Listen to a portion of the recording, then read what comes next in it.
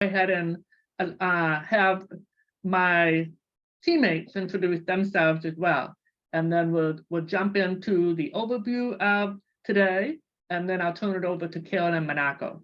So I'm going to pass the baton over to Deanna, and she'll introduce herself briefly, and then we will have Brandy introduce herself.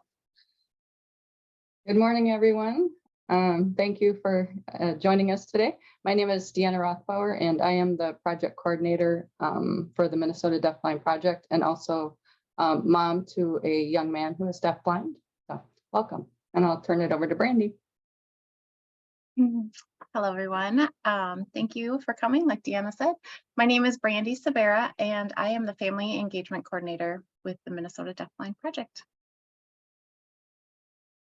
Well, thank you all for joining us. We're going to go ahead and take a few minutes for me to go ahead and share my PowerPoint, and then we'll jump right in. All right. You are here to learn more about deafblindness and the role of the intervener. Here in Minnesota, we have, in general in the country, we are leaders in providing interveners, but we also recognize that many of our deafblind students, also known as combined hearing and vision loss, do not have interveners. And so we want to talk about the role of that particular staff person because it's unique. It's not the same as a paraprofessional. It's not the same as an educational interpreter. And Carolyn will go in more depth about that, but I just want to provide that little bit of information. So let's see. Again, I want to thank you all for coming in and joining us, because I know school hasn't started, although it might have started in some parts of the state. You're taking time to join us and learn more about deafblindness to support students that you might be working with. Or maybe you have students that are in your district or in your school that you would like to learn more about. So I also want to take a moment to thank Northeast Metro 916 for generously supporting the communication access for today. They are sponsoring the ASL interpreters as well as the cart provider. So I want to thank them for that. That's a big piece for access. We want to take a moment and welcome all the different people that we have here. We have some family members, we have administrators, school nurses are new this year. We want to welcome them because many of our students have health-related challenges, and that requires nursing care. Some people are joining us who have already been through intervener training, but they'd like to have a refresher. Also, welcome to educational interpreters, because we have some students that have interpreting services. And then orientation and mobility specialists, related service providers, like physical therapists, occupational therapists, and then the wide range of teachers that we have here, some special education teachers, and then we also have some general education teachers joining us today. So if you have questions after this, we really encourage you to reach out to one of us. If you are contacting, if you want more information related to school support, that would be me. If you have a family that you think would benefit from our support, you would reach out to Brandy, and our contact information is on our website. If you have some general information, you can reach out to Deanna. So let's begin. We were post-COVID pretty much, although I just found out this morning that my adult son is sick with COVID again. So I don't know, it sounds like there's a strain going through. But anyway, at any rate, we've gone through COVID, we've gone through doing a lot of Zoom calls or virtual meetings, but I do want to remind people to keep their microphones off. And we're also going to ask for cameras to be off during this presentation. We are recording, and we will be then captioning it accurately so that we can share that more broadly. It will be posted on our YouTube channel. And then we have over 130 people who have registered. I don't know if all of these people are here today, but we do have a large group of participants. Carolyn might ask if you want to turn on your camera to make a comment, but because this is such a big group, we will mostly be having those comments in the chat. One of the three of us or all three of us will be monitoring the chat and can respond to some of the questions, or we can bring them to Carolyn's attention. This is the agenda. We want to make sure that we do continue to have breaks. We know that the brain can only absorb so much information.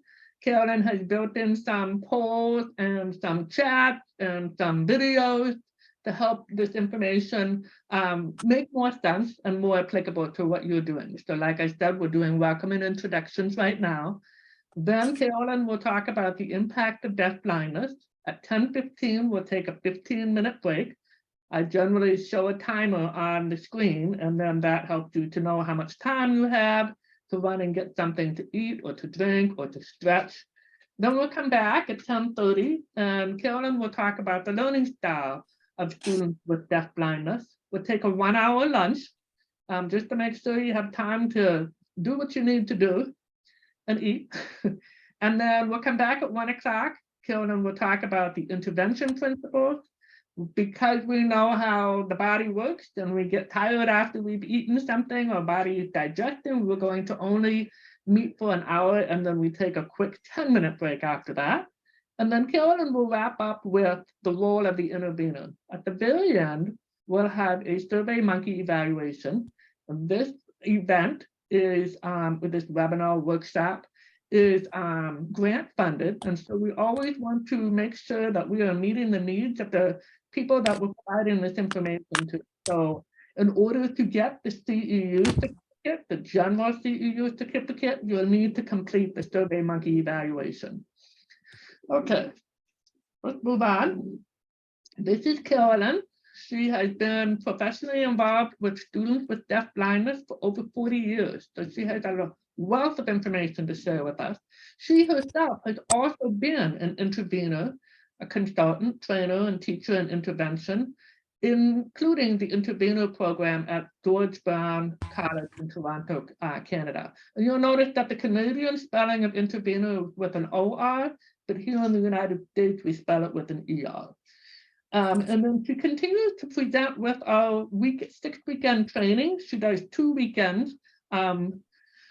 With the training series, we have a 6 weekend training series. Some of you might be taking that after this particular training. Others have already completed it and they just want a refresher. And then in 2018, she received the Ann.mayes Medal for her outstanding work in the field of deafblindness. All right, let's see here. Now, after this, and if you want to learn more about deafblindness, we have facilitated cohorts through the Minnesota DeafBlind Project in conjunction with the Minnesota Low Incidence Projects. And if we have 4 modules per cohort, if you complete all 4 modules, this is asynchronous learning online, you earn 24 CEUs. So, which also includes CEUs for educational interpreters, as well as orientation and mobility specialists. Generally, the flyer goes out on the listservs. We also have a deafblind listserv at the end of August. So if you are a teacher or if you're an educator, if you are here today and you're a professional, you want to look for that to come through the listservs and the different listservs that we send out to all of the low incidence listservs. The cohorts will begin on Tuesday, September 11th. 2023, and Carolyn is a facilitator of the cohort. All right, I'm going to stop here, stop sharing my screen. I'm going to hold on to the SurveyMonkey link until the end of this presentation, at the end of the workshop. So, Carolyn, are you ready?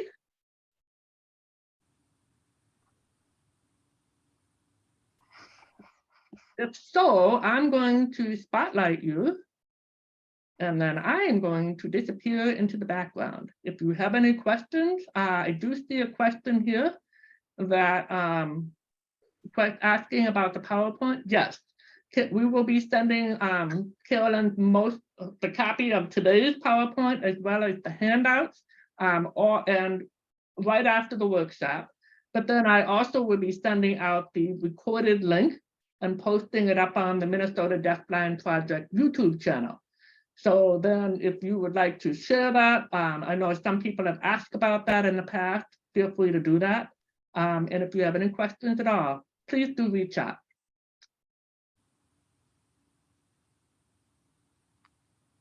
Okay, thank you, Ann. I'm just going to share my screen here.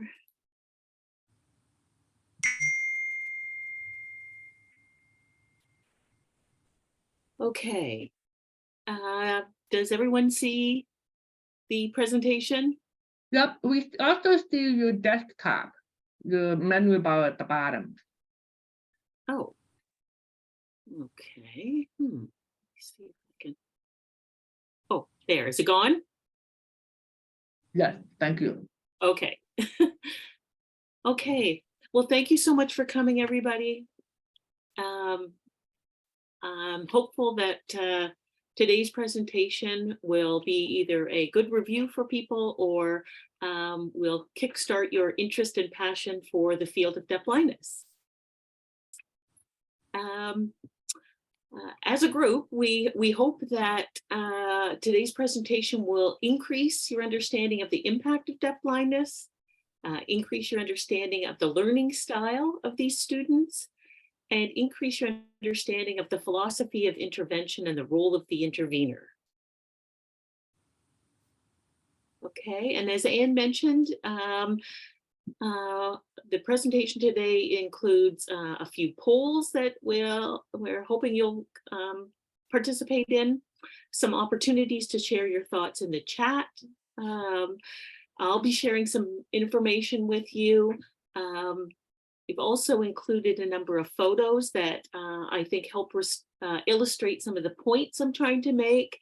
And on that note, I want to thank the students in the picture are all from Minnesota.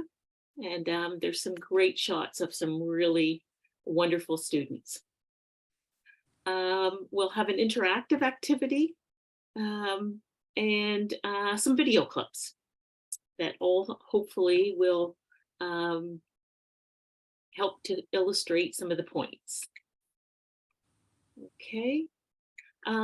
Firstly, I think it would be great to just see who's here and what the demographics of the group are. So we have a poll, and the question on that poll is, which of the following roles best describes your role with a student with deafblindness or combined hearing and vision loss? And there are a number of options for you to select. So we could start that poll, that would be great. It looks like we have a really broad group, which is terrific. What we're going to do now is just look at a short video of, and then we'll have a little question after to ask how would being deaf and hard of hearing, deaf, hard of hearing, and blind or low vision affect your life? And that this question was asked to a number of people from the public in this video. Okay. It's so frustrating. It's like, yeah, what you're trying to say out or like trying to know what's going on around you.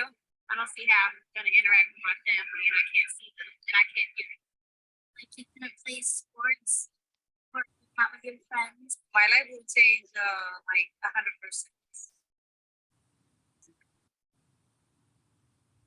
It's very complex, and every deafblind person, child is totally different. But deafblindness is huge. It's huge. Deafblindness is seeing and hearing in a different way. There's so much inside that you may not know is there until you start building a bond of trust. You're going to learn so much about that child. Some of these kids and adults are the funniest people that I have ever met. These students who I didn't know what to make of when I first met them, other than they seemed really interested and I wanted to get to know them. But as I begun to learn about calendar systems and communication systems, I realized that the learning potential, the ceiling for these students was way higher than I ever realized. Oh my gosh, this stuff works really well, and it's so much fun.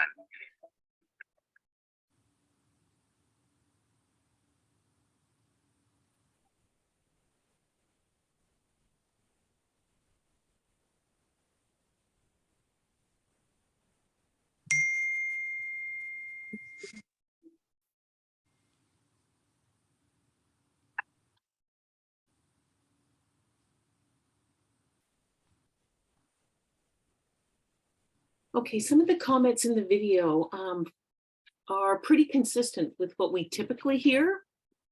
Most people can't imagine having a significant loss of both vision and hearing, yet alone being able to relate to it. And typically what we hear is that most people have no frame of reference for deafblindness outside of what they may have heard or seen of Helen Keller. Okay, I'd like to ask now that if you were posed with the same question, are there points that you might add? How would being deaf and blind affect your life?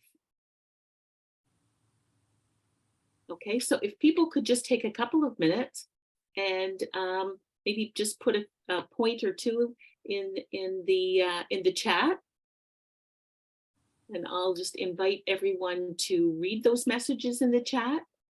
The good news is that as sighted hearing individuals, we can learn to a degree to think from the perspective of someone who has a significant loss of vision and hearing. It doesn't come naturally to us. It's not kind of an innate thing. And so it's something that we need to learn, but the good news is that we can do that. And that we do have strategies that work. Strategies to assist in compensating for the loss of information, strategies that enable individuals who are deafblind to, in fact, gather information, to access information and to access the world around them. And that people who are deafblind can and do live very rich, meaningful lives.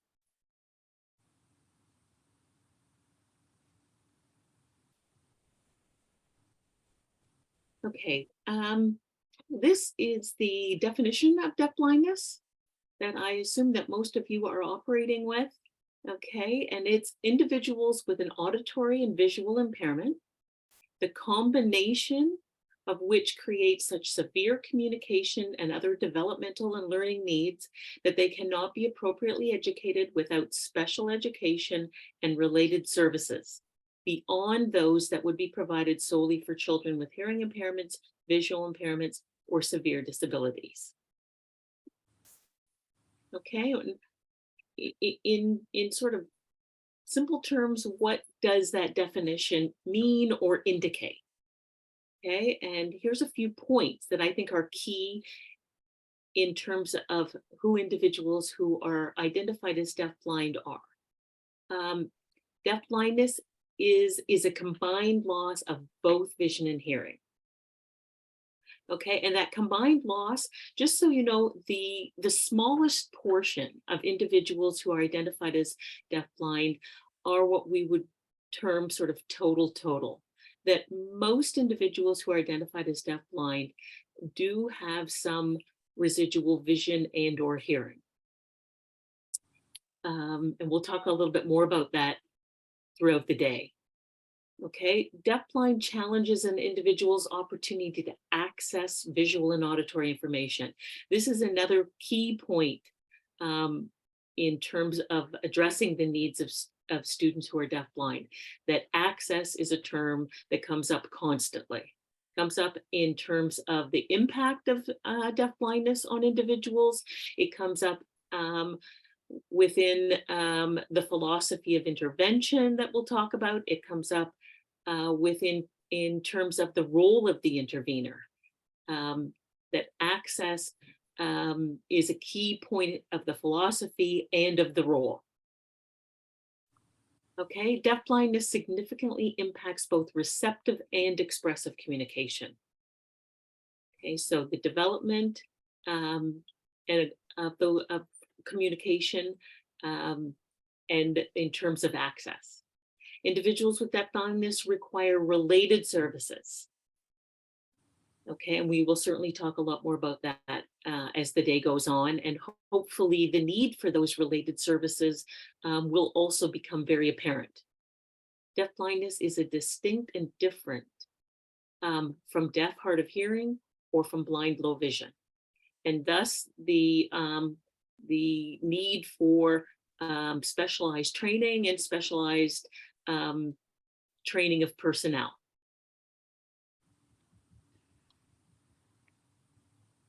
Okay, we're gonna in a minute look at some videos of that help to illustrate the impact of a combined vision and hearing loss. But I just wanted to go over a few points before we watch those videos. Firstly, to let you know that there are an extensive number of combinations of combined vision and hearing loss. You know, if the combinations are sort of endless, and often people who work in the field recognize that no two individuals that they work with have exactly the same vision and hearing combination. So it's important that you think about that when you're watching just a couple of video clips, that you recognize it's just really a drop in the bucket in terms of how many combinations there actually are. And that some of the students you work with may in fact not be, their vision and hearing loss may not be illustrated in just a few short videos. We want to look at both what can be seen and heard and what would be missed in terms of access to information with these videos. Okay, what you're going to see is that each video is exactly the same. It's just being sort of superimposed with various vision and hearing losses. Okay, but the video, the actual underlying video is the same in each one. So that's important to know, because each time you see it, you are gathering more and or different information. But when you think about a student, they're only accessing things once. So that's important. I think that's a key factor while we watch these. Think about how much or how you might compensate for what is missed. When you realize in the video the kind of information that a student might be missing, it's important to think about how might I be able to compensate for that? Think about the amount of effort it takes to maintain your attention on each of these videos. And that hopefully will help you to develop some empathy for what a student might be having to deal with. And also keep in mind that environmental changes in things like the fatigue level of the student, the lighting, and the background noise, they don't stay constant for your students like they do in the video. They're ever changing. And some days the same thing might look very different, just depending on whether or not the lighting is the same, or the sun is shining in, or where they're sitting in the classroom. All of those things are going to have an impact on how they might be able to use their residual vision and hearing. Okay, well, let's take a look. Also, you'll see, I think it's about the third or fourth video, that it shows typical vision and hearing.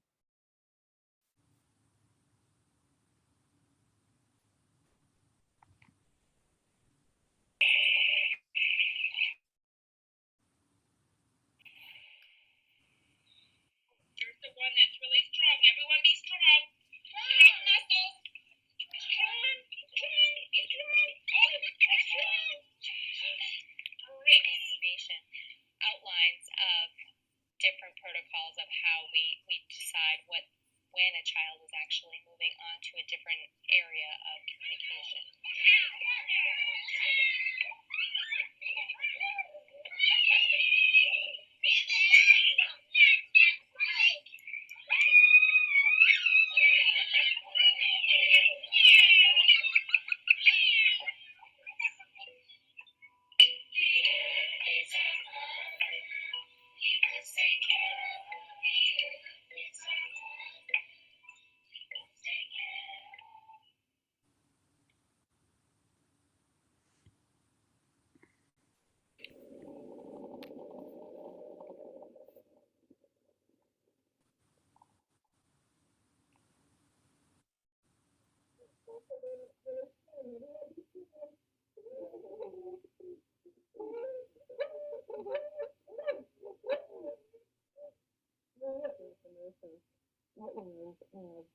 Different protocols that we decide what when it's moving into a different area of communication.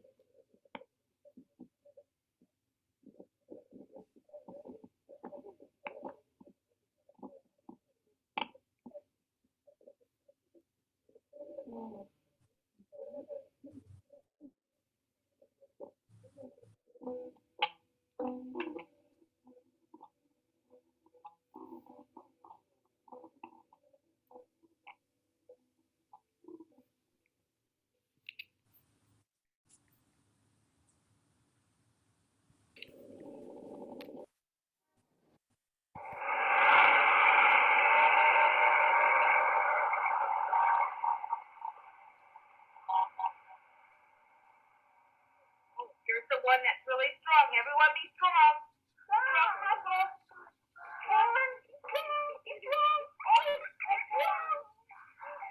Written information outlines of different protocols of how we decide when a child is actually moving on to a different area of communication.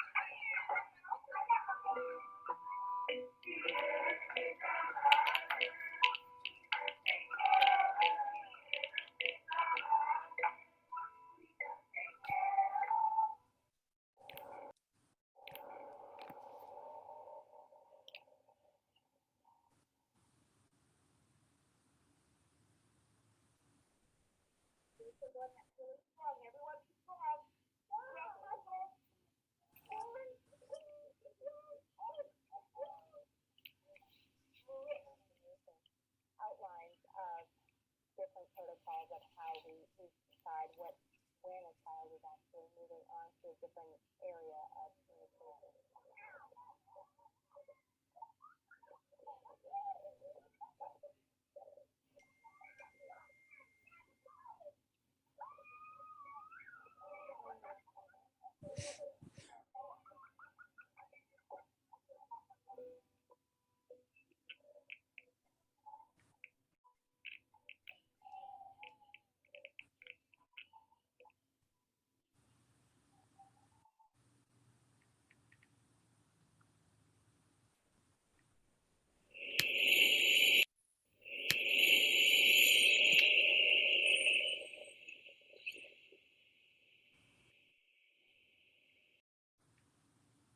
Here's the one that's really strong. Everyone be strong.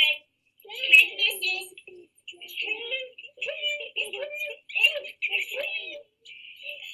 Written information outlines of different protocols of how we decide when a child is actually moving on to a different area of communication.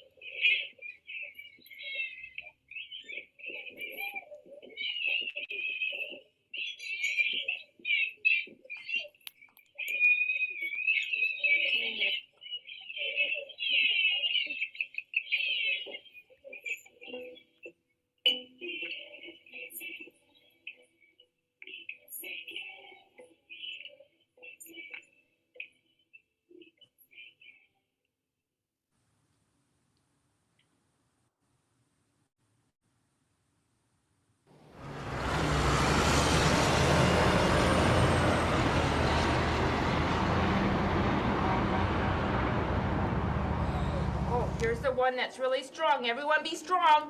Strong muscles. Be strong. Be strong. Be strong. Oh, be strong. Rip. The information outlines of different protocols of how we decide when a child is actually moving on to a different area of communication.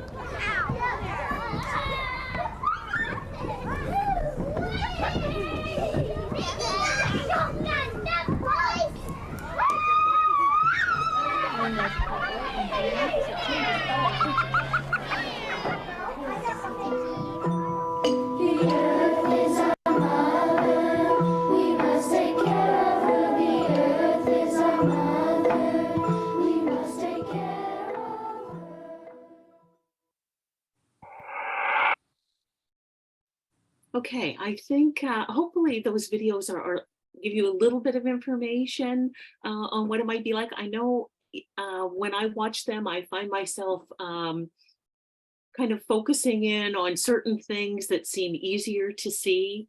You know, we're hardwired to try to make sense of what we see, what we hear, what's going on around us. And I think that it's possible to kind of have to sort of see how challenging making sense of information around us can be with a combined loss of vision and hearing. Okay, I'd like to now just take a look at a few terms that you're likely to come across either today. I think there's a couple of terms I've already used, just so that we're all kind of on the same page and understanding some of these terms, whether it be here today or in literature that you might read or videos you might see in the future. The first is congenital deafblindness. And congenital deafblindness is deafblindness that is present at birth. There are a variety of etiologies that might result in deafblindness present at birth. So a combined loss of vision and hearing present at birth.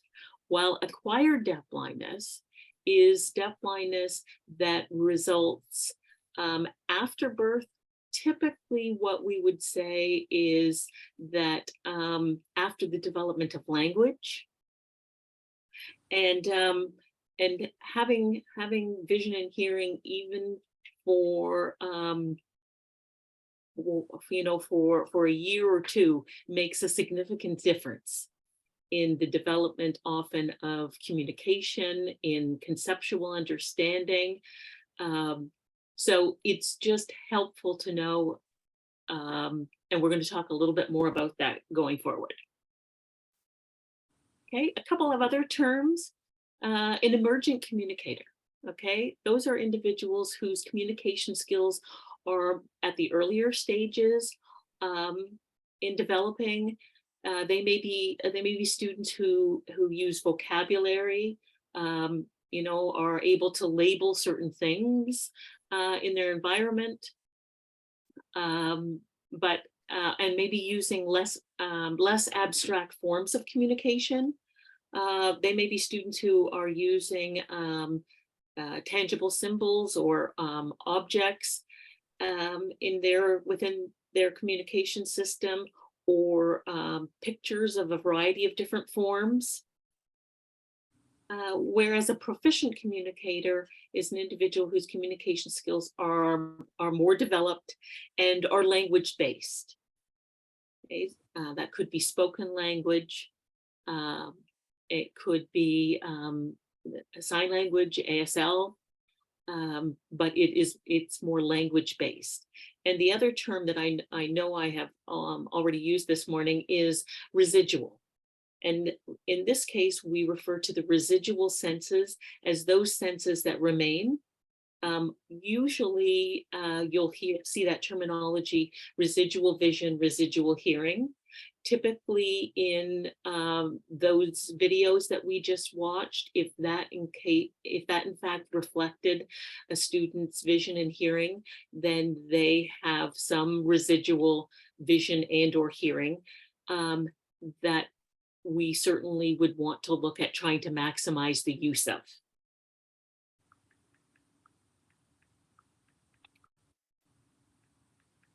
Okay, the other thing that's important to know when we're looking at deafblindness is the time of onset. When did someone become deafblind? Okay, and in fact, in addition to that, when did they lose their vision and or their hearing? Okay, so within this time of onset concept, there are basically 4 options. Okay, and then within each of these options, there is also obviously a fairly significant spectrum as well. Okay, so the time of onset, these are the 4 areas that we tend to use, and they're kind of broad. The first one is congenital deafness and acquired blindness. Okay, so this is somebody who is born either deaf or hard of hearing and acquires their blindness or low vision at a later time. And that obviously could be a huge spectrum. It could be from a childhood trauma. It could be as a senior, okay, and kind of anything in between. So again, you see how broad that spectrum might be. And the reason we kind of look at this is it also is helpful in the sense of realizing how different individuals who might be identified as deafblind actually can be even in terms of their communication system. Somebody who is congenitally deaf, their first language is maybe more likely to be ASL. Whereas the next one is congenitally blind with acquired deafness. So this refers to someone who is born either with low vision or with blindness, and acquires their deafness at a later time. And again, there's a huge spectrum there as well. These individuals, their first language or form of communication might very well be a spoken language, and they acquire their deafness later on. And so you can see also that when things are acquired, they also there could be significant change, the need for change within a communication system. Okay, the third one is individuals who have acquired deafness and acquired blindness, and acquiring those is highly likely not to be necessarily at the same time. It could be, and I have certainly worked with students who did acquire their deafness and blindness at the same time, but many where both were acquired, but not at the same time. Okay, and then the last one is congenital deafness and congenital blindness. So this is the individual who is born with both a significant vision and hearing loss. It may be somewhere on that spectrum in terms of having residual vision and or hearing. Or it could be kind of at the other end of the spectrum, which would be total. So hopefully that if you kind of think about the number of options, you see how broad this field and individuals that you might meet who are identified as deafblind are. And certainly it's quite common to hear in the field that if you know one person who is deafblind, you only know one person who is deafblind, because there are so many options, so many variables. And this doesn't take into consideration additional variables such as mobility issues or conceptual or developmental issues, health issues. Okay, this here is just really talking about the vision and the hearing. So the additional disabilities may add an entirely new layer to each of these, also then adding to the variables.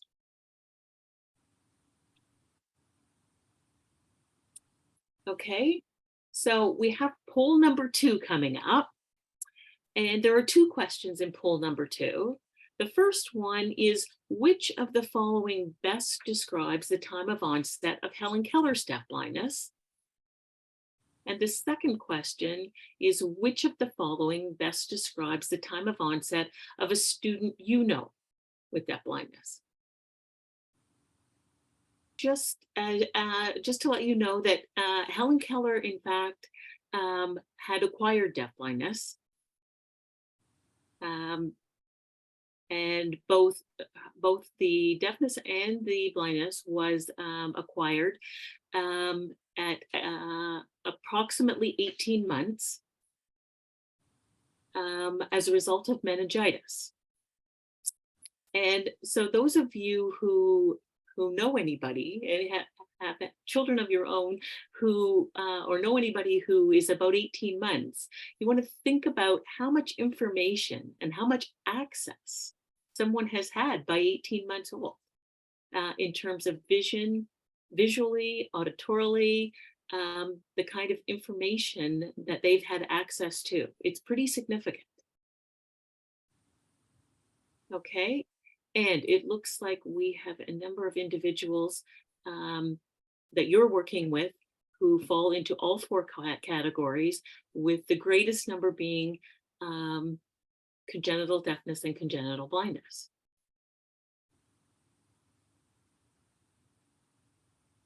Okay, that's great. Thank you. A little bit about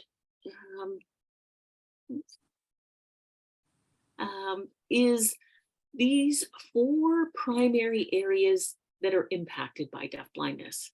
And I always think of this as one of the things that if I just had 15 minutes to talk to a group and try to help them make a difference in the lives of people who are deafblind, that this is maybe something that I would share.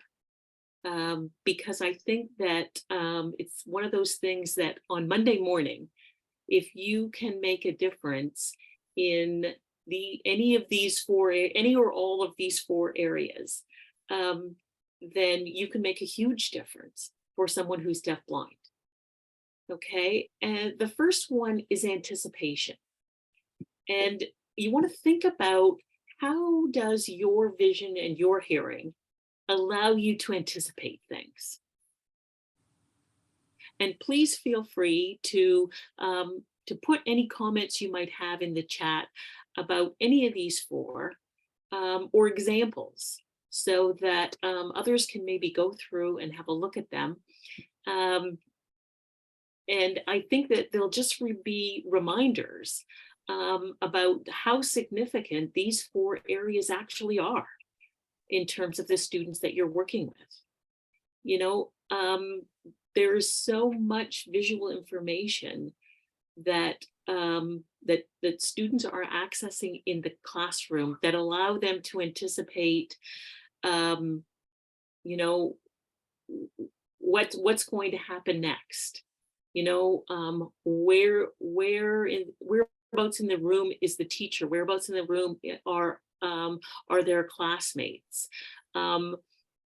Just being able to see the clock allows them to anticipate what might be happening or when there might be a change. That's information that many of our students who are deafblind don't have access to, and aren't then able to anticipate, or even anticipating that someone is coming towards them. We all anticipate, as people are coming towards us, the proximity with which they are, or the expression on their face might give you some information about how to prepare for an interaction that you're going to have with them. When you can't anticipate, it's very anxiety driving. And many of these students are anxious. because for them, they're constantly living in the now. It's like now somebody's right in front of them. Now somebody's touching them. It's challenging. So anything that you could do that would help a student to anticipate what's going to happen next, anticipate who they're going to be working with, anticipate when an activity is going to be finished. Okay, because in the same sense that things start now, they start now, they also end now. So, often people will say that these students have challenges in making changes or in transitioning to the next activity. But if we think about it from an anticipatory perspective, we realize that they don't get a lot of the information or the cues from the environment that other students are getting, that maybe their favorite activity is coming to an end. So I would really encourage you to think about how you can let students know that that things are going to begin or things are going to end, or who is coming in or out of their lives. And certainly strategies like calendar systems, is a huge tool that we use in this field. In fact, and part of the role of the calendar system is to provide anticipation. Let people know when things are going to happen or when they're finished. Okay, the next one is motivation. And I would encourage you all to think about, how are you motivated by what you see or what you hear? Okay, we need to find other ways to motivate students who can't access some of those motivational factors visually or auditorily. Certainly, students who have significant vision and hearing loss make significant use, or where we are making every effort as people who work with them to help them make significant use of the sense of touch. And whether that be in terms of activity or in terms of communication system, touch can be a huge motivating factor. And we need to appreciate that how many things are motivating because we have vision and hearing. And that the motivational factor for students who are deafblind might be different, is going to be different. Okay, the communication.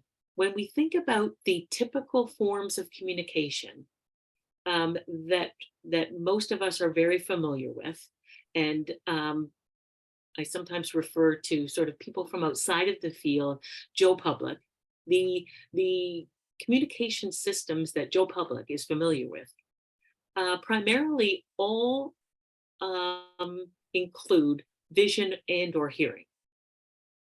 And when those systems prevent you from accessing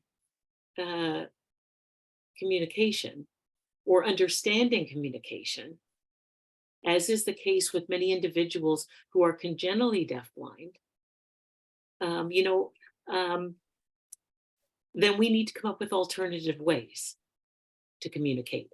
And the field has a number of strategies that are in a constant state of developing and improving for individuals who are deafblind.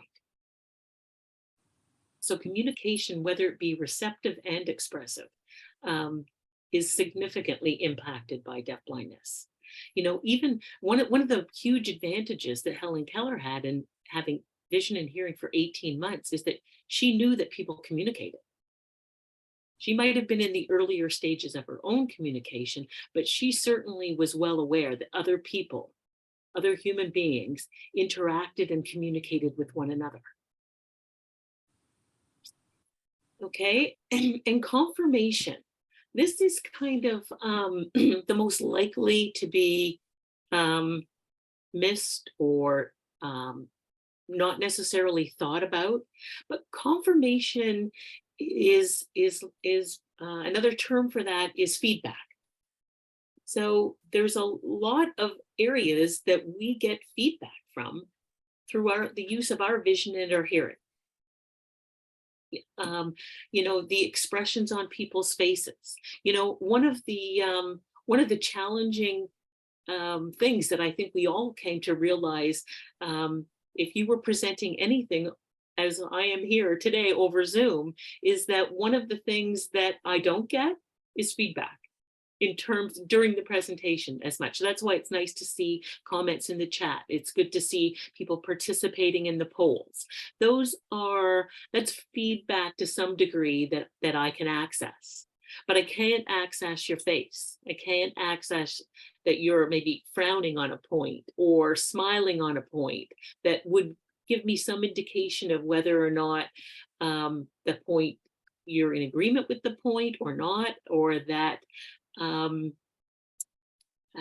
that the point is understood or not. So it's times like that when I really realize the importance of confirmation or feedback. And that would be feedback from other people, or it's also things like feedback or confirmation from the environment.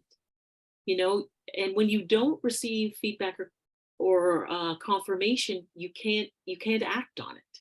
So just as an example, if I'm pouring coffee into my mug, I look at it to see how full it's getting. I'm getting confirmation that the level of the coffee in the mug is rising, and I can act on that by stopping pouring it when it's getting close to the top. You know, some of those things that just seem like such simple information can be a huge factor in the way in which somebody responds or doesn't respond, or acts on or does not act on confirmation. And I think when we start to talk later today about the role of the intervener and the philosophy of intervention, you'll see that these things come back. That these four areas are primary areas that are impacted by deafblindness. So it makes sense that the philosophy should cover them, and it makes sense that the role of the intervener is in fact to also address them.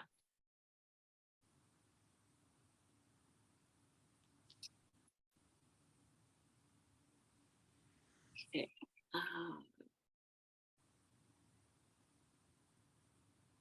Okay.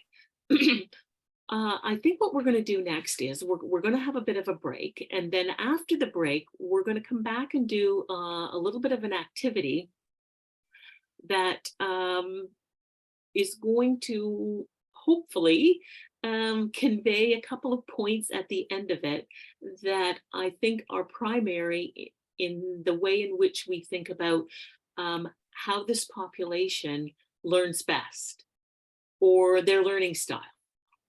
Okay, the conditions that basically are most conducive to acquiring and understanding information.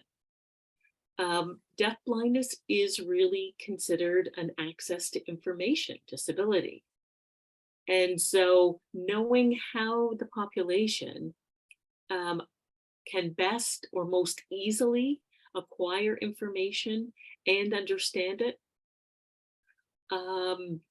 is a huge role for not only the hands-on people, but everyone who supports the hands-on people.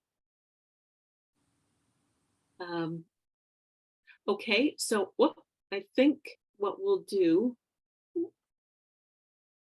is take a break now,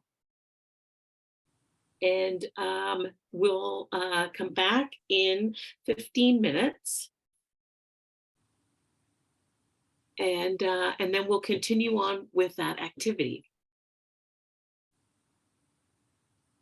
Sounds good, Carolyn. I'll go ahead and start the timer. Okay, perfect. Thanks, Ann. We will also pause the recording here. Okay. But look at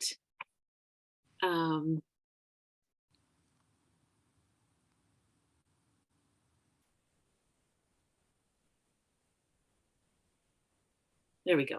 We're going to do an Apple activity. Those of you who are for whom this is maybe a review, who have taken part in the intervener training, you may have experienced this. But for those who haven't, I think it illustrates some key points that you want to keep in mind when you're working with students who are deafblind. So the first thing we're going to do here is we're going to think about an apple and think about the fact that you're going to live vicariously through my experience with this apple. Okay, and so I'm just going to take a bite of this apple so that I get some information, additional information in addition to being able to look at it and to feel it. Okay, I now have additional information about the characteristics of this apple. And what I'd like you to do now is to maybe put in the chat a few ideas about the characteristics of this apple. I have a little master list that we'll work with, but if you want to just put in the chat a few characteristics of this, take a minute to do that, and then I'll go through my list. I'm doing this a little bit differently on Zoom, so we'll see. Hopefully it all works out.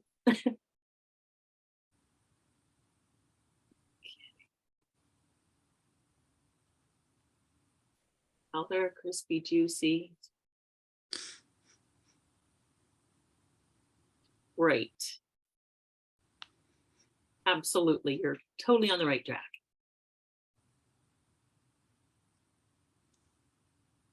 Okay, so here's some of the characteristics. I think I've got a number of the ones that you have that you've put in the chat there. Okay, so we have it's red and it's smooth and it's white inside. This happens to be a sweet one. It's three-dimensional and round. This one's shiny, very shiny. It has an indentation on the top of it and on the bottom. Jesus, it has skin. Okay. It has a fragrance, smells like an apple. It has a specific weight. Okay. And it has a stem. So we're going to work with those characteristics right now, okay? Okay. So from if we use this apple as a frame of reference, okay, we can draw this information from it, these characteristics, okay? All right, but what we're going to do now is you use a different apple for a frame of reference for characteristics, okay? So now we're going to use this apple, okay, which is a plastic apple, okay? And we're going to think about if this was our only frame of reference for an apple, then we don't have access to all of this information. Okay, so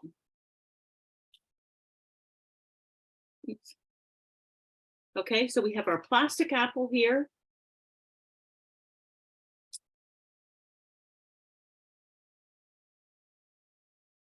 Okay. And some of the information that we've had to take off. Okay, so just a second here, let me see.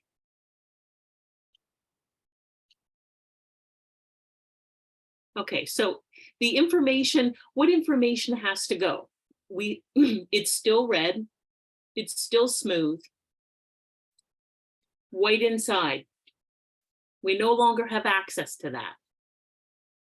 Okay, we no longer have access to the information that it's sweet. Okay, it's still three-dimensional and round, and it's still pretty shiny. Okay, it still has an indentation at the top and the bottom. We no longer have access to the fact that it has skin. We don't know that it's not looking like this all the way through. It no longer smells like an apple. And the weight of this one, it's hollow inside. So the weight of this one is definitely different, but it does have a stem. Okay, so we've lost 3 or 4 of our characteristics here, or we no longer have access to 3 or 4 of these characteristics. Okay, let's look at a different apple. Now we have a color picture of an apple. Okay, and with this picture, if this was our only frame of reference for an apple, if we'd never experienced the real apple, we'd never experienced the three-dimensional plastic apple, our only frame of reference is this picture of an apple, then we've also lost access to some vital information about an apple. Okay? These are the ones that we were left with after the from the plastic apple. Okay, now if we have that picture of an apple, it's still red. We'll even just give it that it's still smooth. Okay, but it's no longer three-dimensional or round. Okay, we'll even give it shiny. The indentation on the top and the bottom is still sort of there. The stem is still sort of there. Okay, so we do certainly lose the whole three-dimensional piece.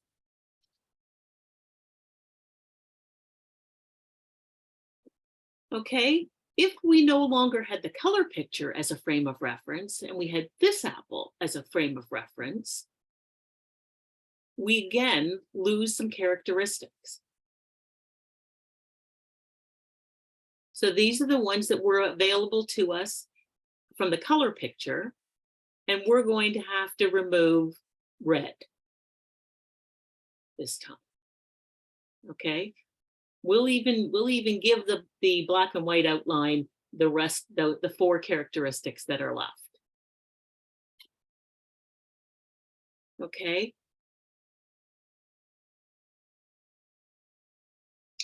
Now we have the sign for apple. Okay, if that was our only frame of reference for an apple, we hadn't had the black and white picture, the color picture, the plastic apple, or the real apple. If we only had the sign for apple,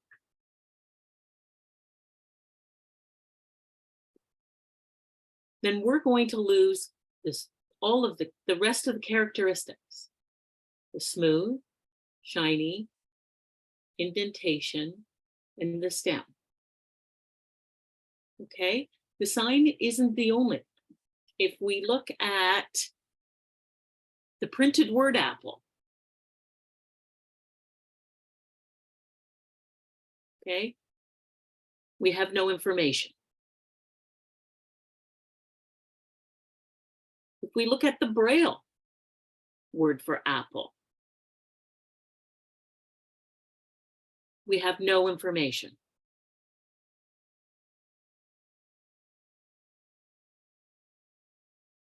If we have the spoken word apple,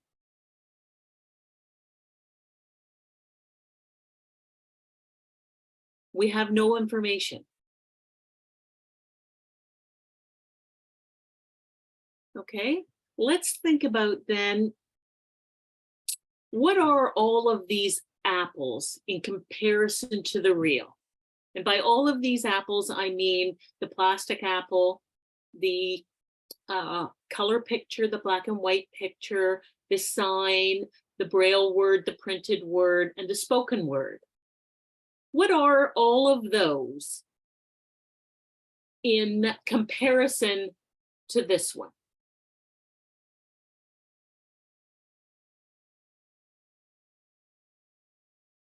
Anything? Feel free to put anything in the chat there if you have a thought on what are they?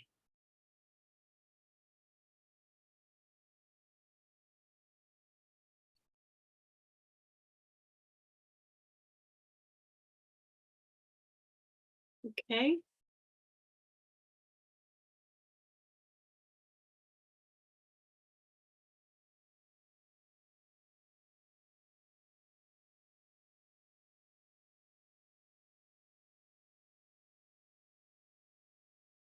Okay. They're all representations. They all represent an apple. Okay. They all represent the real. What is a representation? Okay, it's a creation that could be visual, could be auditory, tactile, or tangible. Okay, it's a format that renders someone or something.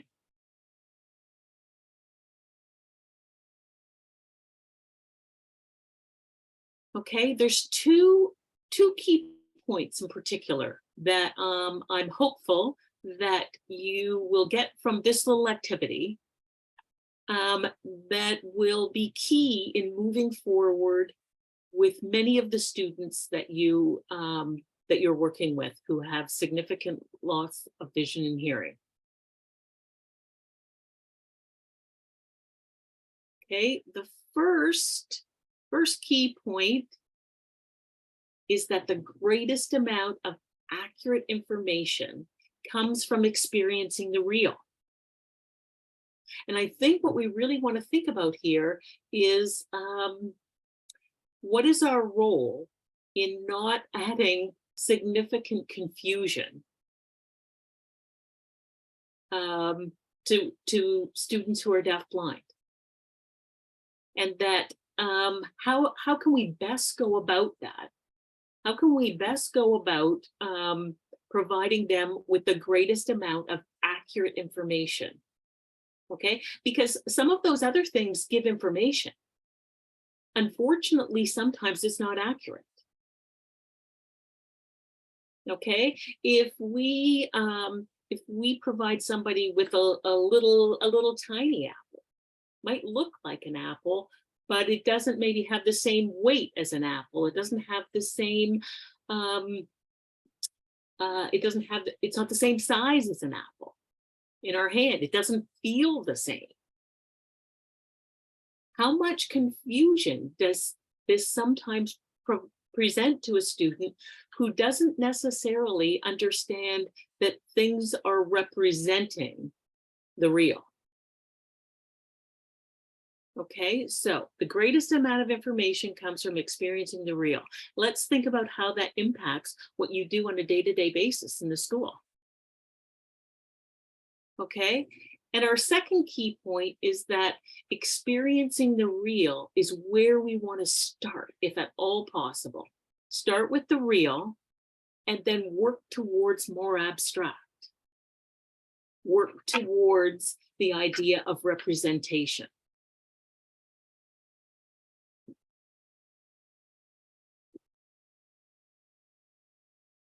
Okay, and how in fact does that impact? In an educational setting, at least many of the ones that I've been in, the system isn't always set up for the real. It's set up for a lot of representation. And all you have to do is to walk down a few aisles in Toys R Us and see how much representation there really is. You know, I think back to even my own elementary education, and I think about when was the field trip to, for example, the apple farm. The field trip was usually at the end. It was usually the summation of a whole unit on apples, which the backing that up with that at the end is fine. But for students who are deafblind, it certainly would be helpful to have that experience at the beginning. Okay, let's look at, keep this in mind, as we're going through some of these other points about the learning style of individuals who are deafblind. Okay. Okay, and this is, you know, it's because the population we're kind of talking about here is so broad and vast and varied. It's hard to be, you know, 100% on anything. Okay, and so that's why I have phrased this, that they often learn best when. These are things to really keep in mind. That they maybe don't apply to every student, but they apply to certainly the vast majority. Okay, and actually some of them probably do apply to everyone, and they're not in any order of importance. But if somebody asked me to put them in an order of importance, I'm not sure I could do that beyond number one. But this one that is listed here first would be my number one. That they learn best when those people who are interacting with them believe and expect that they will learn. Okay, sometimes this is challenging, and the less experience people have, probably the harder it is to do this, because so much of the way in which this population learns is maybe a little bit different to how you learned yourself, or which is what we kind of rely on if we're unsure. So, but it is hugely important that the people with them believe and expect that they will learn. And I think the more you get to know somebody who's deafblind, and I think it was alluded to in that very first video, the more that they will teach you, and the more you will realize that even sometimes despite what we're doing or not doing, they are learning. Okay, but we need to believe that they can. I think the believing that they can learn drives what we as interveners do, and it drives how well people are able to support hands-on people working with people who are deafblind. That we have to believe and expect that they will learn. When we can figure out how to provide them with access, we believe that they can learn. Okay, and I used to tell my college students, you know, clearly I believe that people can learn to be a wonderful intervener, because if I didn't, I would be teaching interveners probably in a very different and not very great way. I think it does drive what you do when you have belief in the people that you're interacting with every day. Okay, they learn best when they're encouraged to explore and become familiar with their environment. Okay, again, they can't necessarily access their environment from a distance. Okay, so they need to be encouraged to explore and become familiar with their environment. So, and the more they do that, the more hopefully they realize by exploring and reaching out, because otherwise, their world becomes very small. Very small. So encouraging them to explore, not necessarily, certainly broader environments, but even just encouraging them to explore the entire potentially tray on their wheelchair. Do they reach out to explore and to feel what's on there?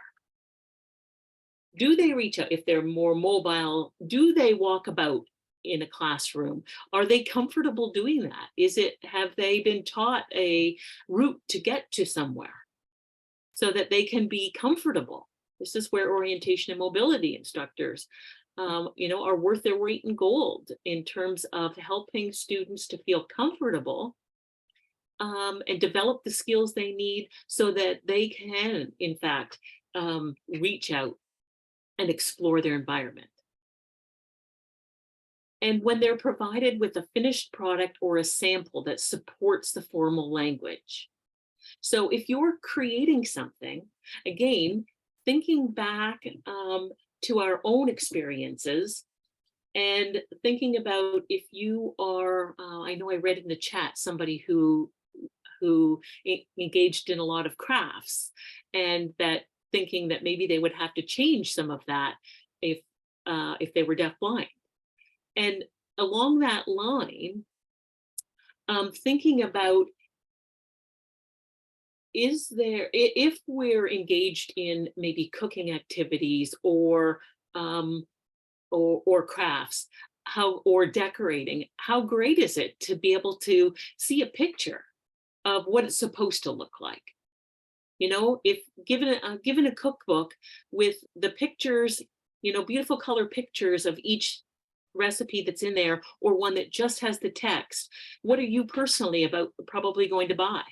I know I'm going to buy the one that has the pictures, so that I have an image of the finished product and what it's supposed to look like, so that I can anticipate that hopefully mine will look like that. So if the individual doesn't have the language, the formal language, to know what you're about to do, if they have a finished product, that will give them an opportunity to anticipate what's about to happen, what they're about to engage in. And it makes it much more motivating to engage in the process if you know what the end product is going to be. Okay. This is just, I thought, a terrific little picture of a young boy from Minnesota on some playground equipment. And clearly he seems pretty comfortable. He's maybe had a lot of opportunities to interact with this equipment in the past with somebody, and it now seems quite quite comfortable in interacting with it on his own. So he's engaging in some exploration. Okay. When they're physically and emotionally comfortable, this is key. That the first thing that you want to do is to ensure that their comfort level, both physically, and we know that's physically, sometimes that's a challenge, because sometimes many of these individuals have health issues that are going on. They have physical issues. They may have discomfort as the result of, equipment that they're in or using, or their seating. So sometimes their physical comfort is an issue. And often their emotional comfort is an issue. in terms of feeling anxious, frightened, not sure who they can trust. So one of the best things though that interveners can do is to ensure that that a student is as physically and emotionally comfortable as possible. We all learn best when we're physically and emotionally comfortable. When the pace of the activity is appropriate to their physical, emotional, communication, and conceptual needs. You know, even just watching those videos at the beginning here, the simulation ones, it becomes apparent to me how quickly things are happening in some cases, some clips of that video. You know, when the children are on that play equipment, they're moving quickly. And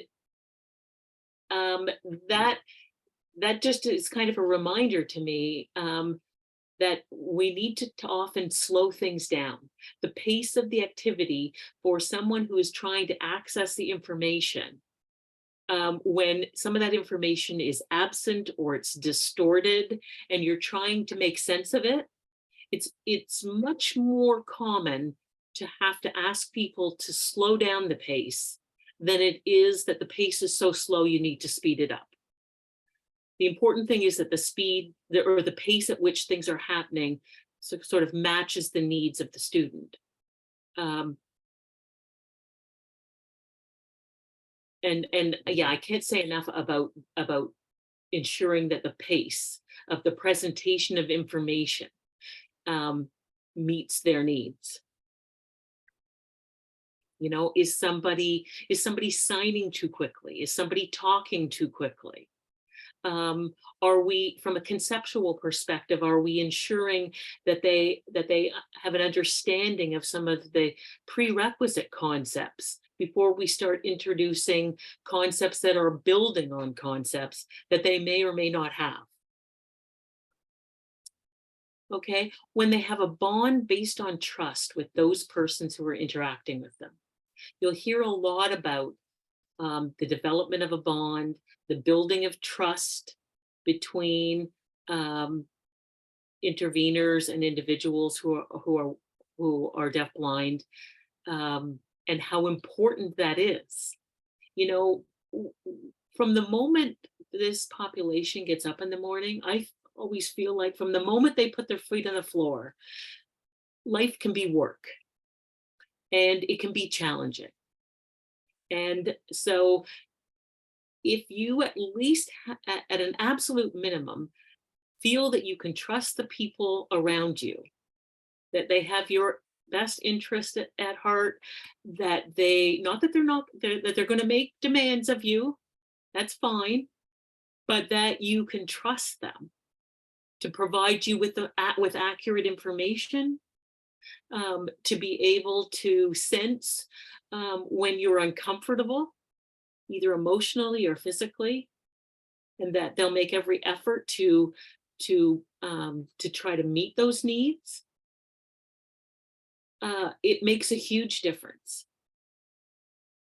I think that sometimes when people are working one-on-one for an extended period of time, and by that I mean it could be months, it could be years, there's a tendency for people unfamiliar with the philosophy of intervention to think that people are going to become very dependent on those people. And I think what happens is really they develop a relationship or a bond, or they trust them. And that's not to say that new people shouldn't come in and out of their lives, but that we need to take some real time to appreciate that for some, it will take a longer time than others to learn to trust people, new people, and that the way in which they operate or their comfort level with new people is going to change. Okay, I'm not suggesting for a minute that people don't change, but that more that we appreciate that the change, the effective change may take longer than it might with students who are not deafblind. Okay, and when they have models who provide real life examples. Again, this is this is one of the issues with people who don't have access visually or to visually or auditorily to information going on around them, or to the people who can model things for them, that we have to kind of change our way of thinking in terms of how we model things. We might have to model things from a tactual perspective. So that typically you might show a student who has vision how to put their arm in the sleeve of their coat by showing them visually. And with somebody who doesn't have the vision to access that information, they still need to know, and they still maybe need a model would help to show them how to put their sleeve in their arm in the sleeve of a coat. So you might have to do that tactually, letting them feel you do that. The modeling perspective is still viable. It just maybe has to look a little different. Okay, I think keeping in mind that these students often need the same information, they just need it presented in a different way. If we're going to expect that they're going to have similar concepts and similar outcomes to students who are not deafblind. And I think here, I think this picture shows one of their students with vision and hearing loss, and an intervener maybe with them, who I thought this was kind of a great picture that provides an easy opportunity for the intervener or teacher here to demonstrate, in this case, maybe visually, if this student has some residual vision, how to drink some water from this fountain. Okay, and so we need to think of ourselves as real life models, and that we can provide information. We can both visually and auditorily, if the student has residual senses, or we have to focus maybe a little more on the tactual modeling, if not.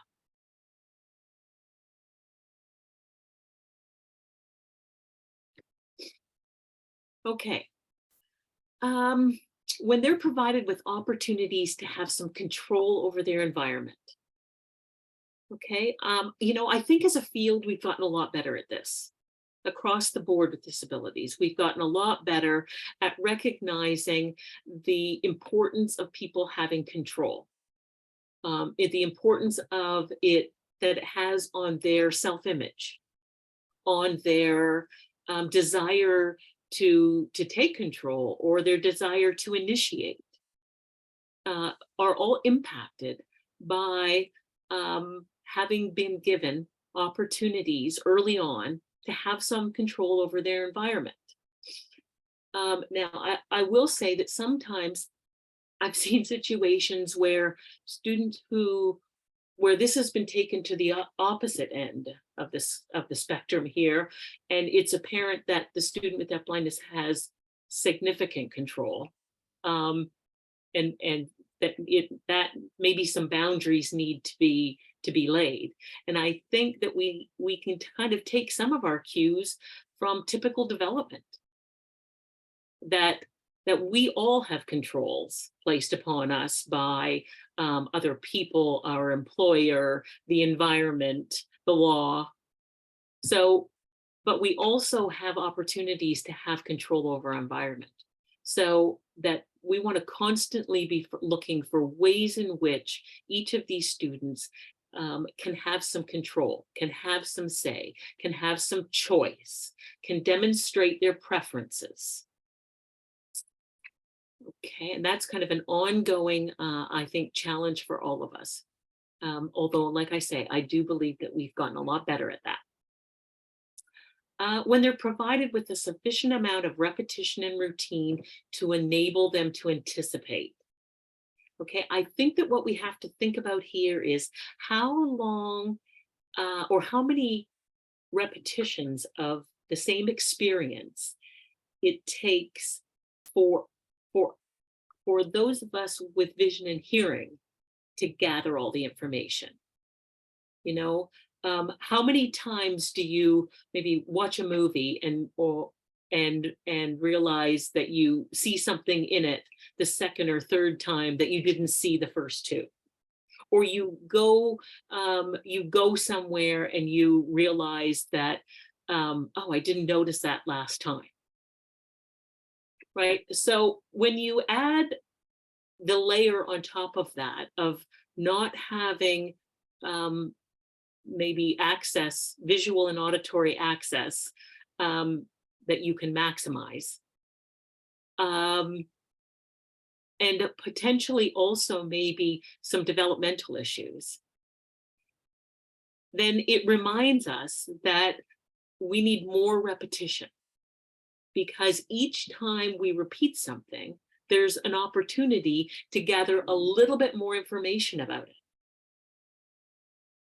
So we need a certain amount of repetition in our own lives, and certainly we need to understand that people who are deafblind also require more repetition. And how much repetition depends on the individual. How much information can they gather and retain in one presentation, or in 10 presentations, or in 100 presentations? You know, some of you may be working with students who have residual vision and or hearing, which makes it easier to gather a little bit more information at one time, or who have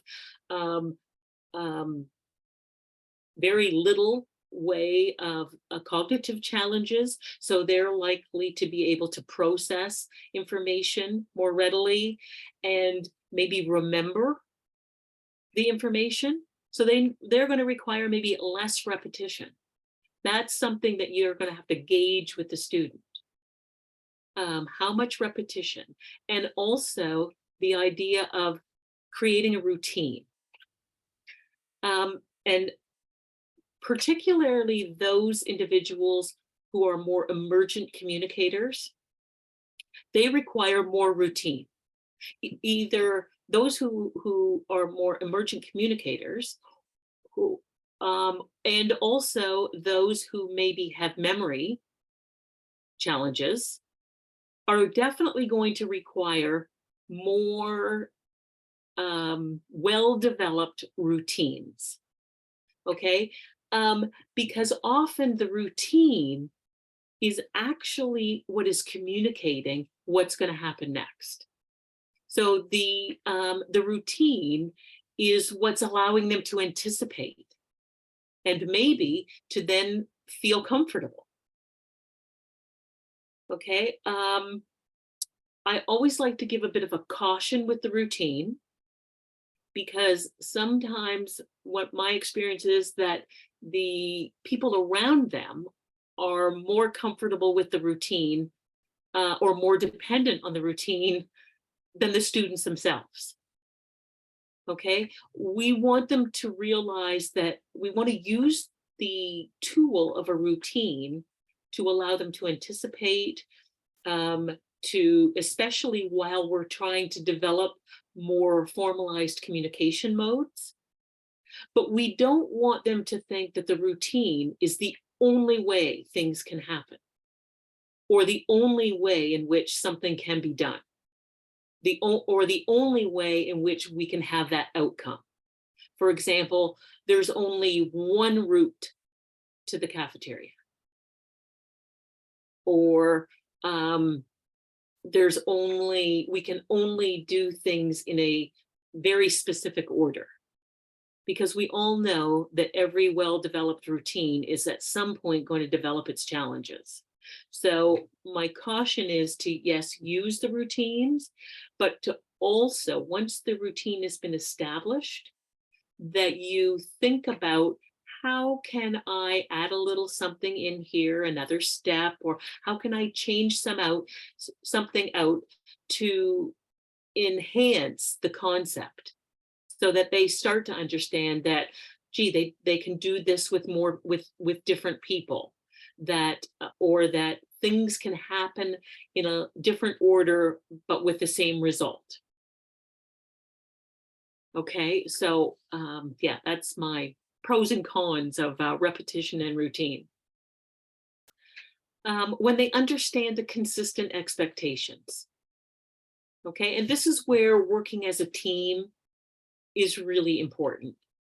So that the expectations, even though a variety of different people might interact, that the expectations are somewhat consistent.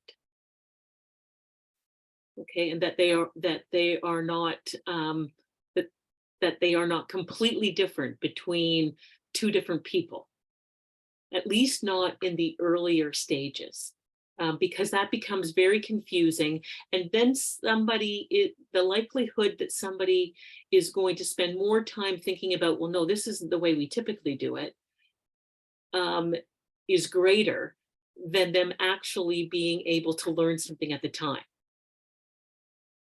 Okay, and the last point here, that those interacting communicate using their identified mode of communication. There, as you can probably imagine, is a wide variety of communication modes that work very well for students who are deafblind, depending on what their individual needs are. And it's the role of the team to be aware of what those various modes are, and be aware of which of the modes are most appropriate for a particular student at a particular time. That it is not about them necessarily learning the modes that we happen to know. It's about us knowing what all the modes are and what is the most appropriate mode at a particular time for a student. You know, some students will start out with very concrete modes of communication and will evolve in their understanding and their level of representation so that they can evolve through a number of different modes of communication over time. Others may start out with very concrete modes, and those modes may have to be maintained for 4 years. Because that's what's most appropriate for them. And I think what we have to get our head around is that that understanding is what's important. Not so much that the mode of communication has moved itself to the most abstract, which tends to be what we see sometimes, that it's kind of people race to get to the more abstract forms of communication. Or maybe those more abstract forms of communication are the ones that they're most familiar with. And what we want to do is to think about what modes of communication are presently understood, and then to understand how we can move them through those more concrete modes, if it's possible, to some of the more abstract modes.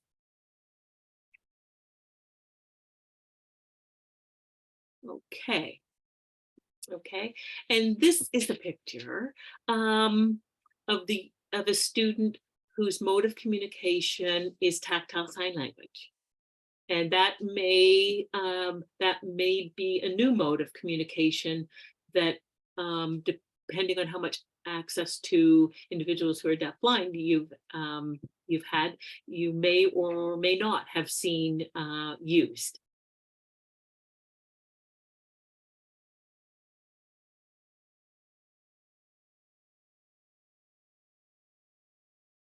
Okay, the learning style here, let's see.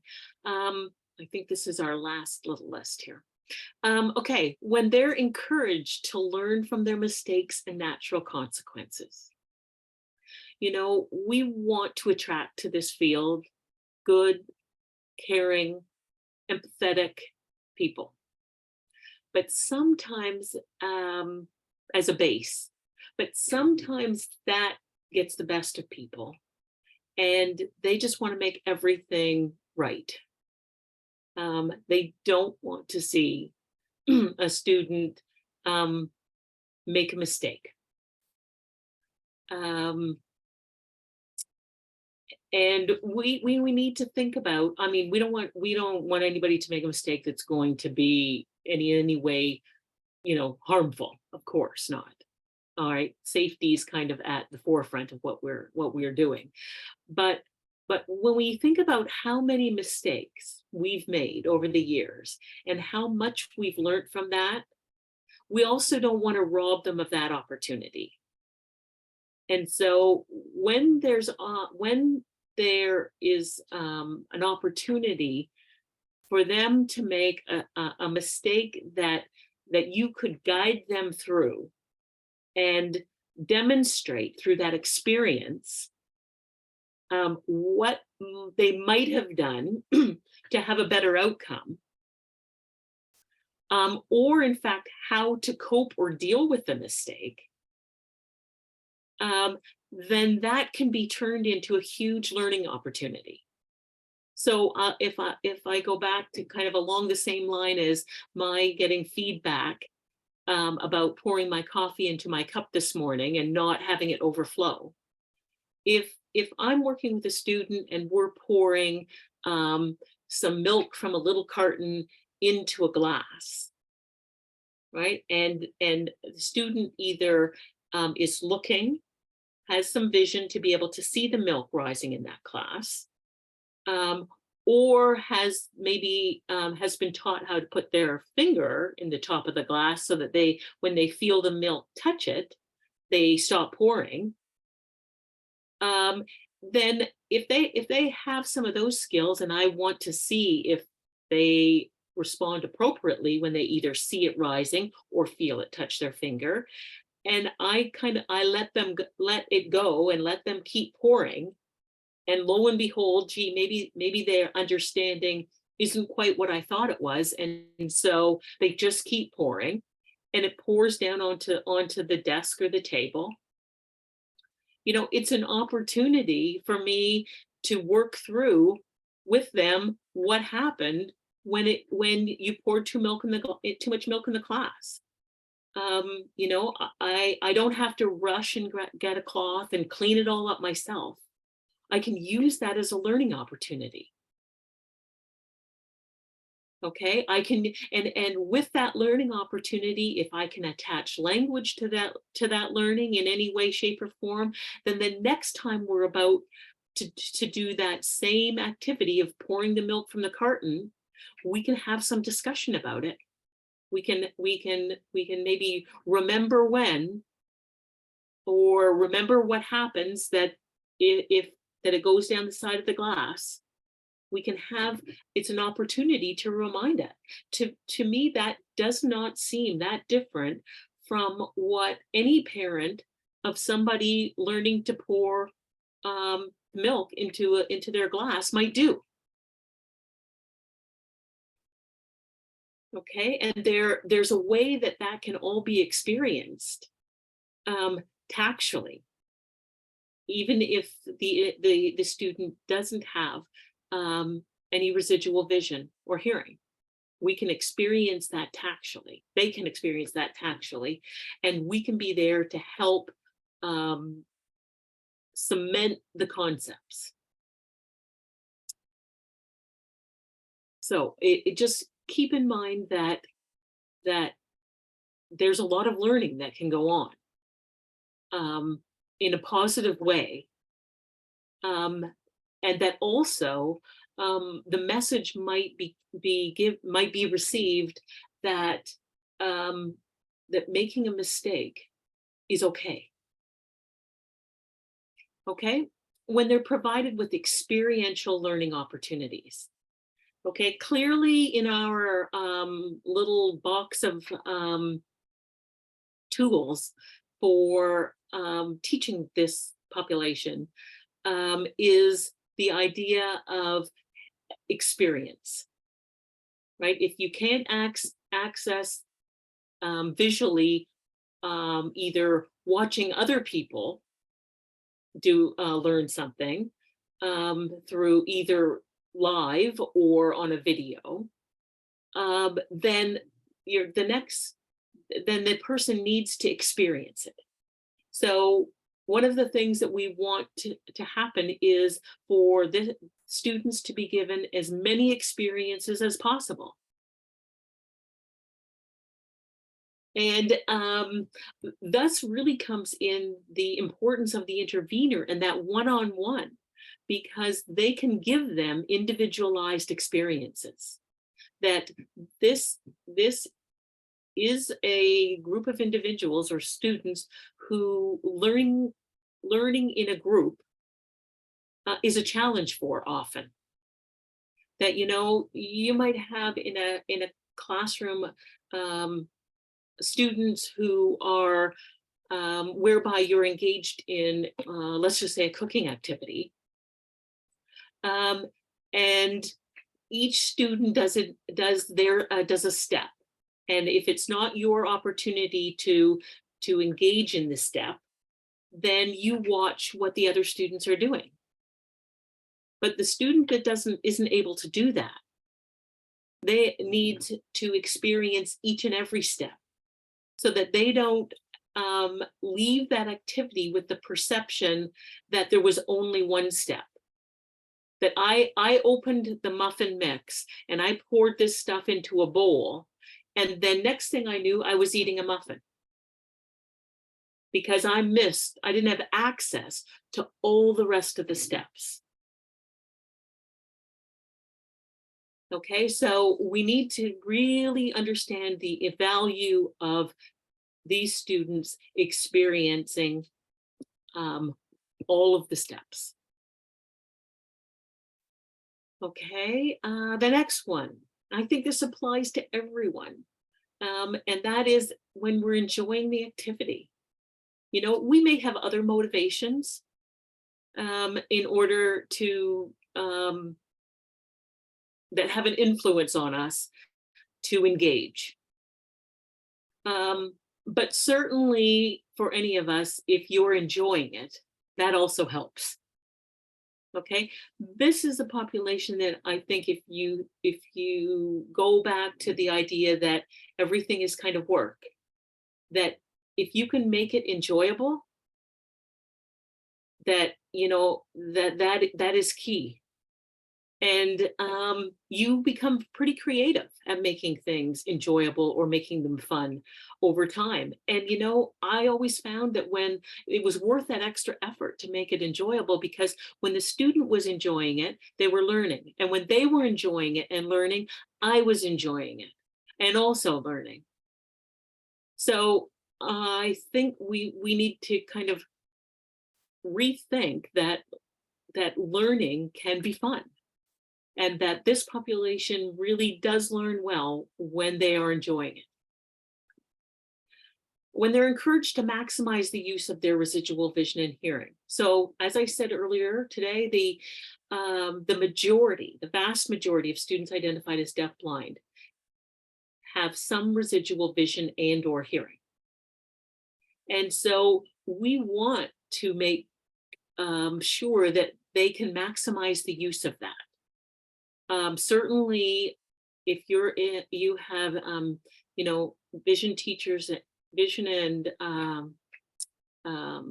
low vision and blind teachers and hearing and hard of hearing and deaf teachers involved, they can help you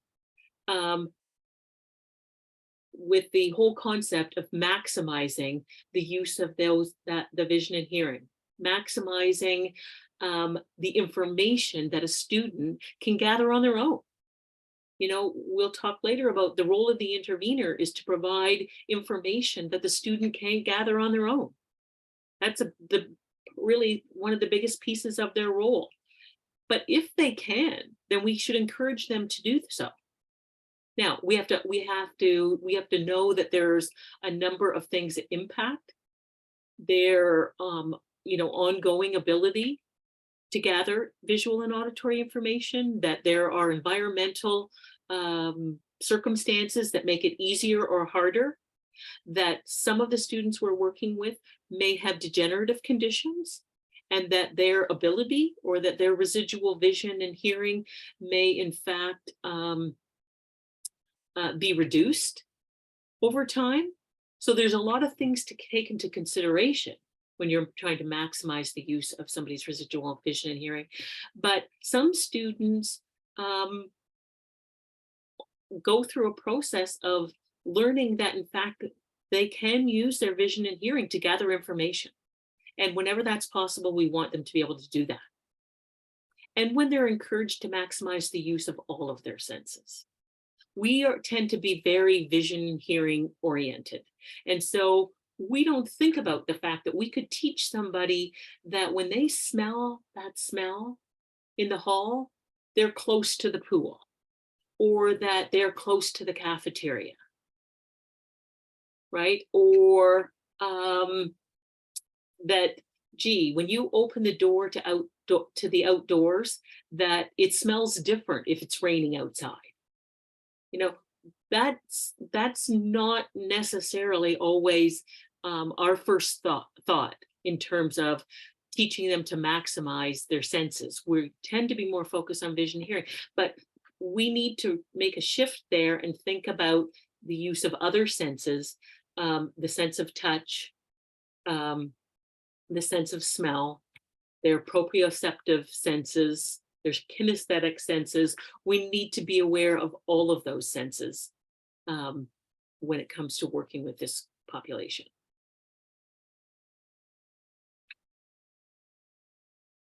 Okay, and just a couple of pictures here that I think help to reinforce the idea that the importance of enjoying the activity, the importance of experiencing the real. Okay, before I'm thinking about if you think about all of the representative ways that someone could engage in kind of a fishing activity, and knowing that fishing is actually catching this real fish, and that other fishing activities are representations of that or are similar to that, but some parts of it might be different. Okay, and the idea of maximizing the use of residual senses. So in this case, this young lady has been encouraged. My perception of the picture is that has been encouraged to use her vision to select a type of ice cream. Okay, and clearly, obviously, being there, someone there to support when potentially the use of those senses might require additional information.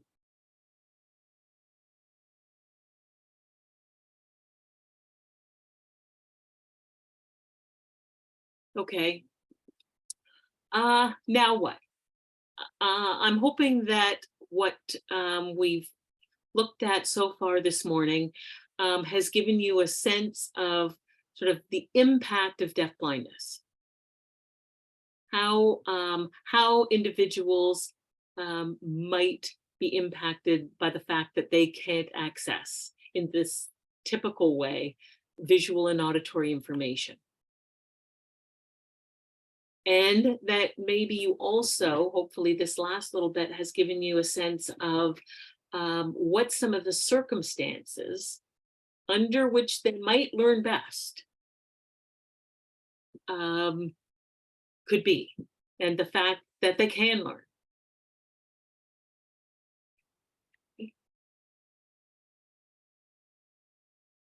Okay, so what we're going to look at now, the next little bit before lunch, is this thing called intervention.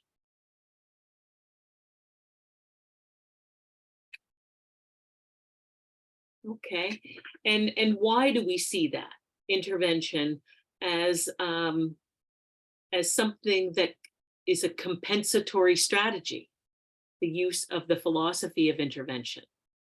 Okay, and here's just a few key points about this thing we call intervention. Okay, it assists in compensating for the loss of vision and hearing. Okay, so that's the premise of the whole philosophy.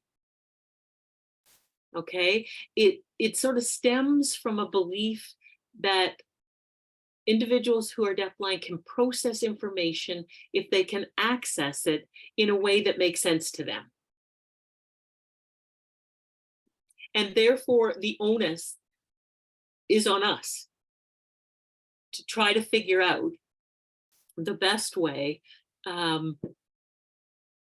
for them to access the information so that they can make sense of it. Okay, the philosophy of intervention, it's built on the belief that trust is essential. Trust with the people that they're interacting with. And that trust is different from dependency. And I alluded to that earlier, the idea that they are very different. And that often I think that what is really trust is maybe misidentified sometimes as dependency. And that gets in the way of implementing intervention and the model. And it becomes a challenge for interveners. And intervention is also based on the premise that it's a right to access information. That individuals have a right to access information and that we have an obligation to ensure that we've done everything possible to assist them to access that information. Okay, and I think that the concept of the philosophy is crucial in people understanding. The strategies are important, but the understanding the philosophy is going to really drive what interveners and the support people around them do, because there's no real recipe book for this population.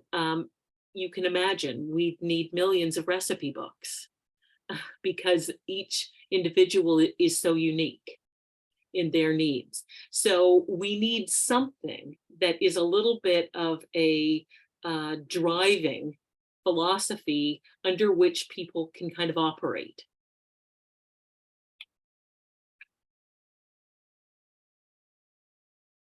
Okay, so a couple more key points with the philosophy of intervention. Okay, we need to think of it as something that is a primary mode by which individuals with deafblindness access. I told you that word was going to come up a lot. Access visual and auditory information that they're unable to gather on their own as a result of their loss of vision and hearing. Okay, so that's a huge premise of the philosophy. And the other key point is that think of intervention as ultimately the provision of information. So they have access to information. This information can be provided in a variety of modes and forms, and the modes or the forms by which the information is provided should be solely dictated or based on the needs of the individual, in this case, students. So based on their needs, based on their abilities, okay, and also based on the desire of the person who's deafblind. If they're able to give you confirmation or feedback or on their own preferences. So with some individuals who are deafblind, they're in a position to be able to drive what they want their intervention to look like.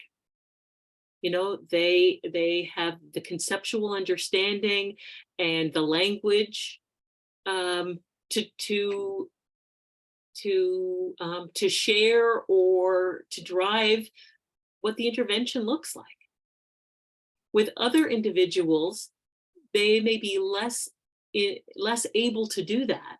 And so the team is driving what the intervention looks like, based on the philosophy, based on the needs of the individual, based on the individual's desires.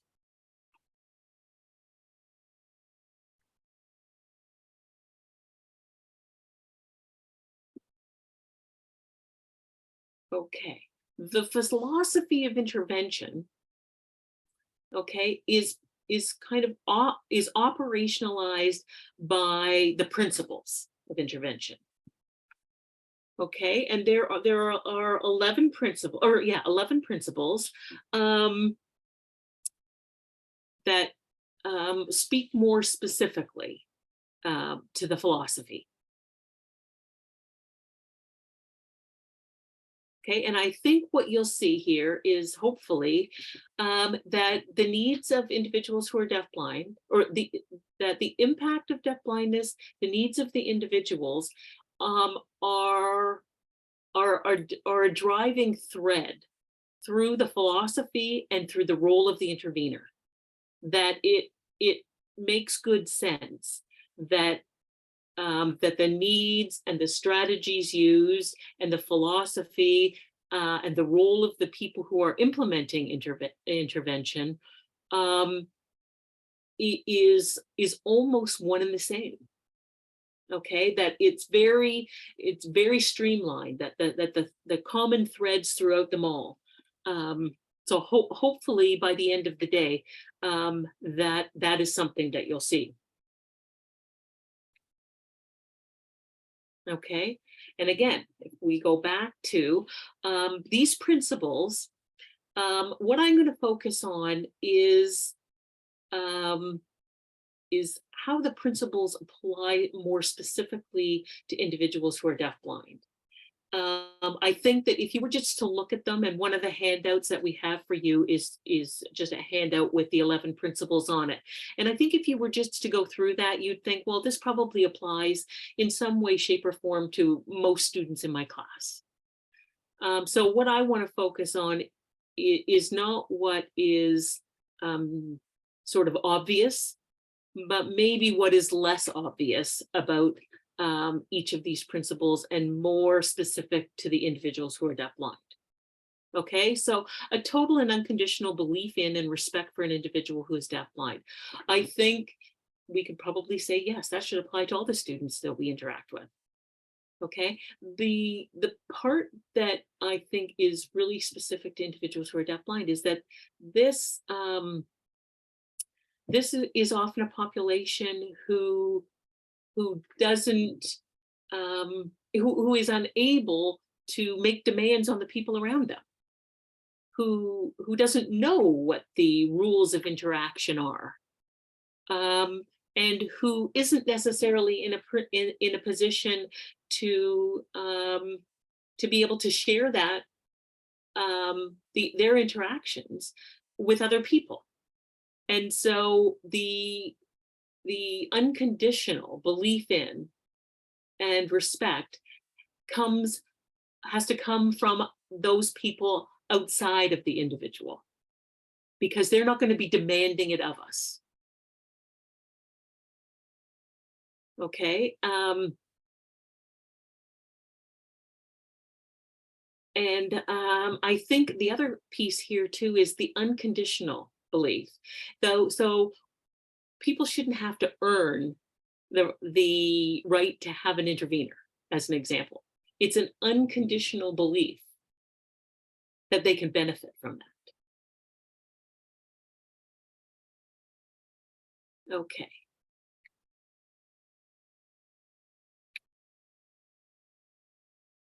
Okay. An unconditional belief in the value of intervention for all individuals who are deafblind.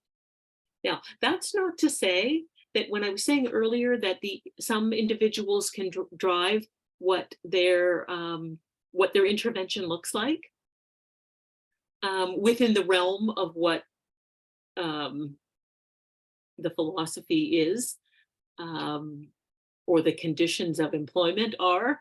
But the idea that maybe there are some individuals who are deafblind who don't necessarily understand what intervention is, and who maybe think that, or have experienced other people in their life who made their decisions for them rather than providing them with the information. So I know in my area, we've done a lot of work with trying to teach people what is intervention and what is the role of the intervener. And by that, I mean individuals who are deafblind.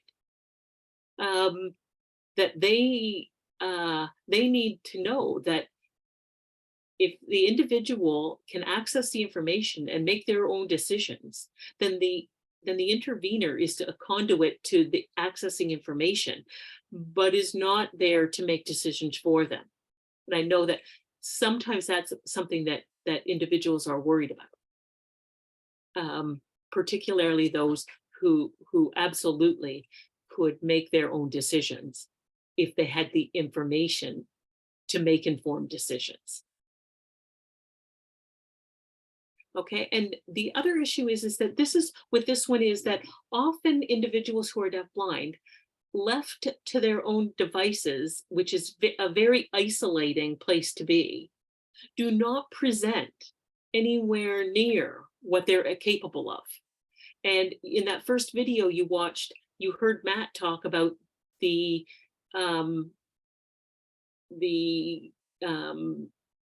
potential that was slowly uncovered as he got to know the students he was working with, that he never would have realized that they had. And so I think one of the things that you'll see when somebody who's deafblind is interacting with a really great intervener who is skilled, they bring out the best in each other. That a great intervener can really draw out the skills and the knowledge that an individual has, but that left on their own. And many of you may have experienced that. You see a person who's deafblind and they may not be interacting with other people, or they may not be interacting with their environment for a variety of reasons.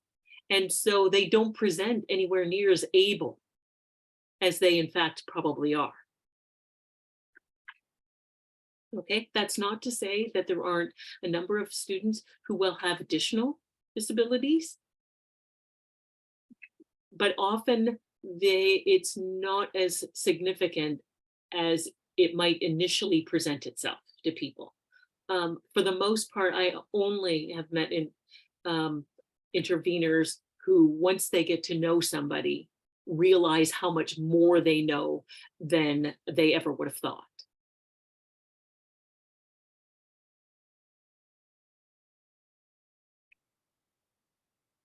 Okay. Principle 3, the amount of intervention and the form it will take must be individualized to meet the specific needs and desires of each individual who is deafblind. Okay, I think we've had some discussion on this, and hopefully people have seen just again how vast the population is, and that you need to get to know the team. The entire team needs to get to know the student, and then develop what the intervention will look like based on their specific needs. Okay, next we're going to watch just a very short video clip of an individual who's deafblind, who speaks a little bit about intervention.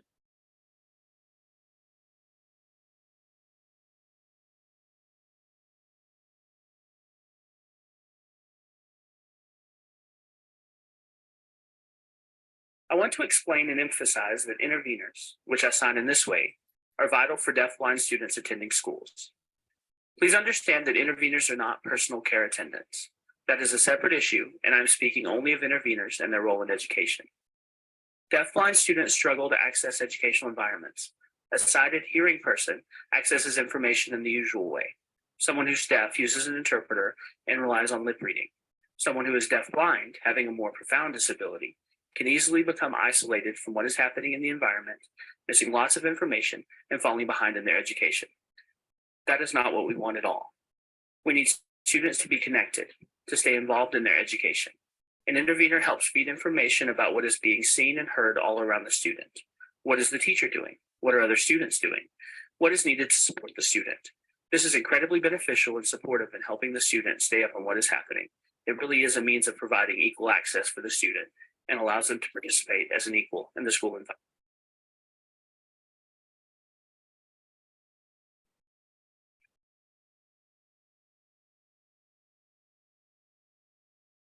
Okay. I think he speaks there well of the role of interveners based on his personal experience. Okay. Principle number 4. Individuals who are deafblind have a right to access information in their modes of communication. Okay. Also, this is not the first time that this point has come up. Again, the intervention and the principle, this would indicate it's driven by the needs of the individual who's deafblind.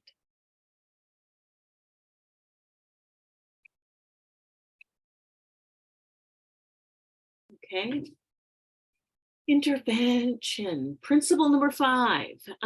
This is one that I know some of you have certainly heard and lived. And the idea that intervention is doing with, not for. This has sort of become over time the almost motto of the interveners.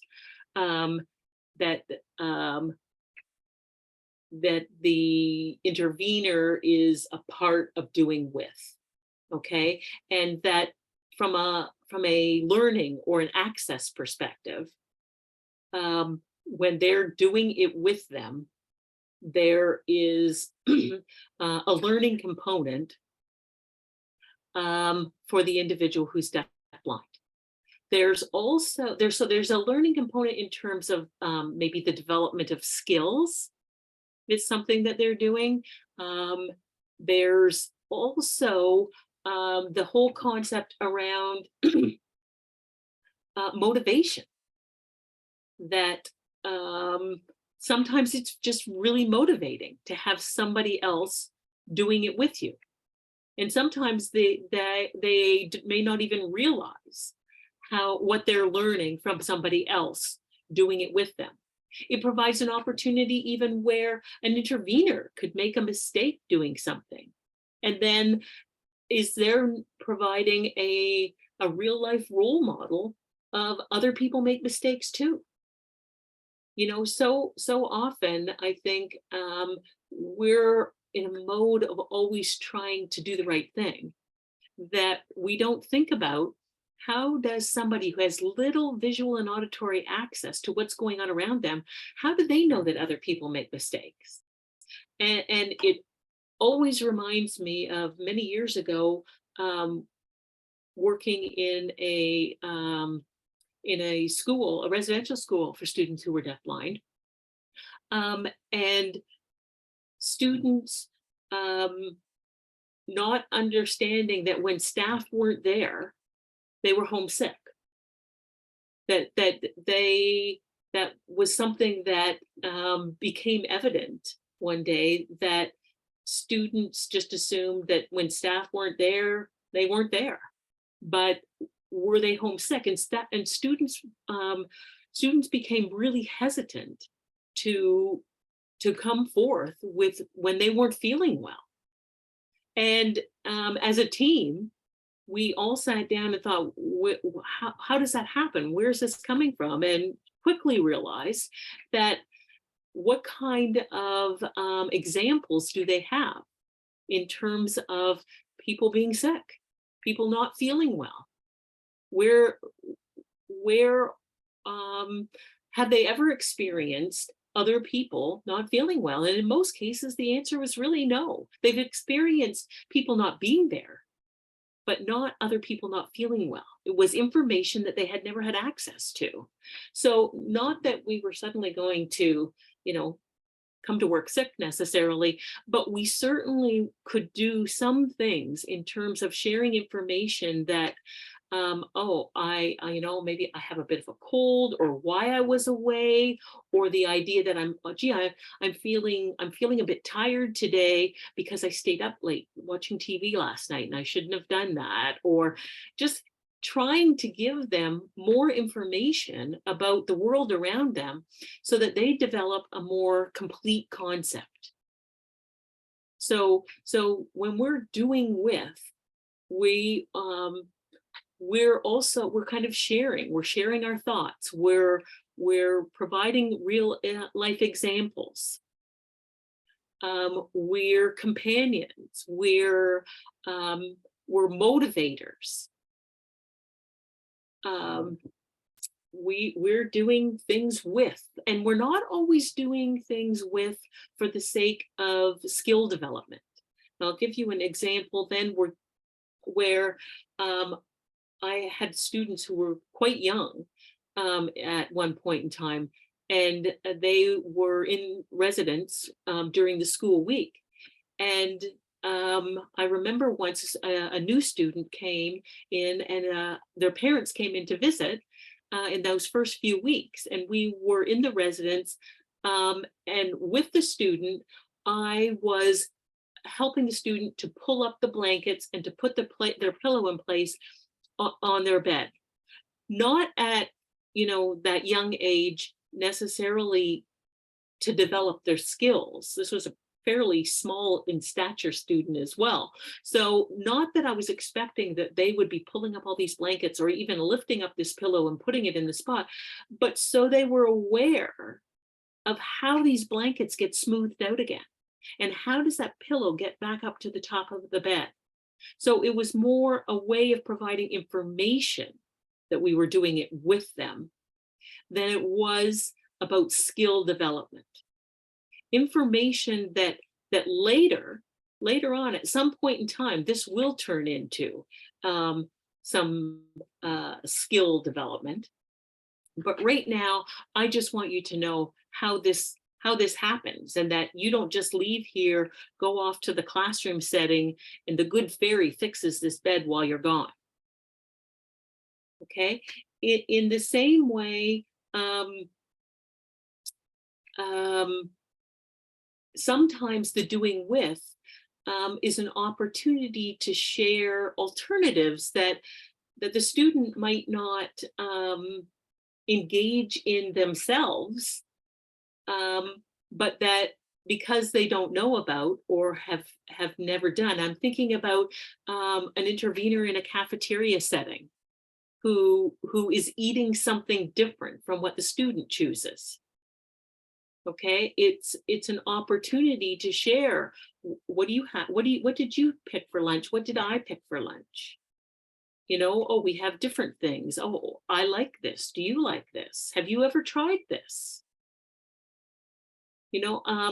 So the doing with is much bigger of a philosophical piece to interacting with this population than sometimes it initially seems.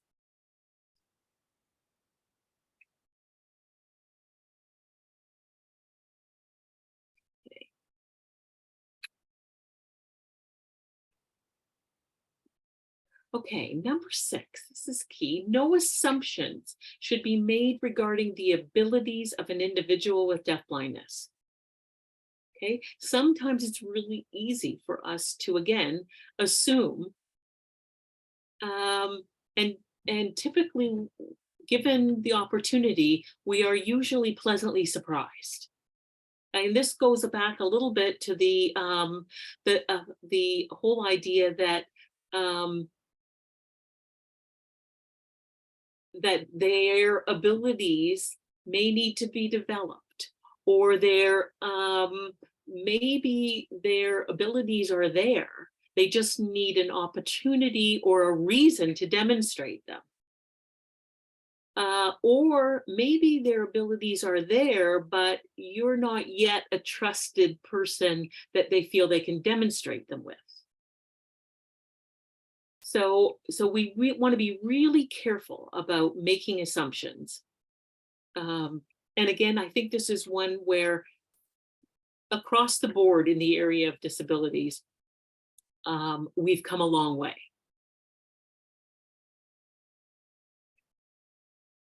And so, yeah, I guess I would just caution there, you don't want to be the person who puts the ceiling on someone. Because you just never know. The other thing I think I like to share at this point with this principle is that sometimes as an intervener, we are planting some seeds, and we might never be there, in the years to come when we see the fruits of our labors. Okay, but we kind of have to know and believe that we planted some seeds that over time, with the planting of other seeds or the nurturing of those seeds by other people, that concepts will be understood or that skills will be developed. So we're always trying to kind of lay the groundwork for moving forward. Okay, and I think sometimes that's harder to see with this population.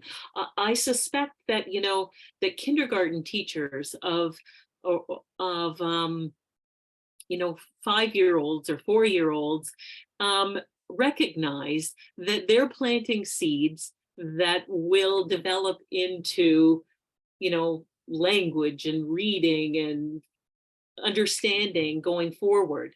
But I think that sometimes we don't apply some of that to what we're doing, sometimes because progress takes a while to demonstrate itself.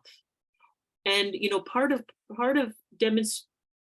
our students demonstrating progress is us being able to know what progress is. And sometimes that's the stumbling block or the barrier to even the team members being continually motivated. We're motivated by success. We're hoping that we're laying the groundwork for progress. We just need to understand with this population, it might not demonstrate itself as quickly. And we need to know what to look for. We maybe need to know what those small measures of success are, so that that we can be as motivated by those small measures as we hope that the individuals are.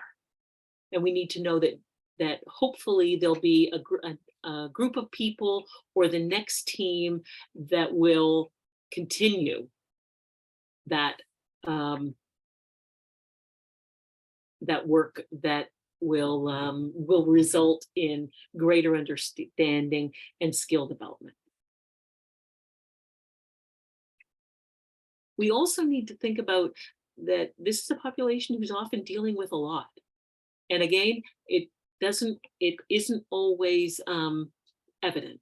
So it's easy to quickly jump or assume or make assumptions. Okay, I think that we should, I'll leave it there at the end of Principle 6, and we will start after lunch with Principle 7, and then we'll move into the role of the intervener. Hi, Carolyn. Hi. All righty. So I just wanted to thank you again for the morning presentation. I see there's lots of thoughts happening in the chat about the information that you're presenting, and we're going to take a 1-hour break here for lunch, like you mentioned, and I will put up a timer so people know how much time they have. So see you after the break. Okay, great. About that. I'm not recording, but Brandy is, and we are ready to go. Thank you. Okay. Okay, so I'll just start a little bit again then by just saying that We don't want to ever underestimate the relationship and how important that is with the intervener, and that it is built on trust. And that sometimes when you're working with individuals this closely, and sometimes for an extended periods of time, sometimes it's hard not to take ownership of those students, and sometimes that's the intervener taking on more than they maybe should be, and sometimes it's the team members abdicating some of what should be other team members' responsibilities. So it means it's, as an intervener, you're always trying to kind of keep yourself in check. Am I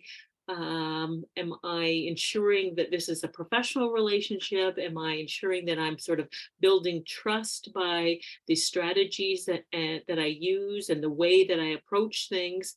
But am I also recognizing that this isn't my student, and that this is a student of this school, and the team of people is responsible for the program that I'm delivering, and recognizing that relationship is often the motivation.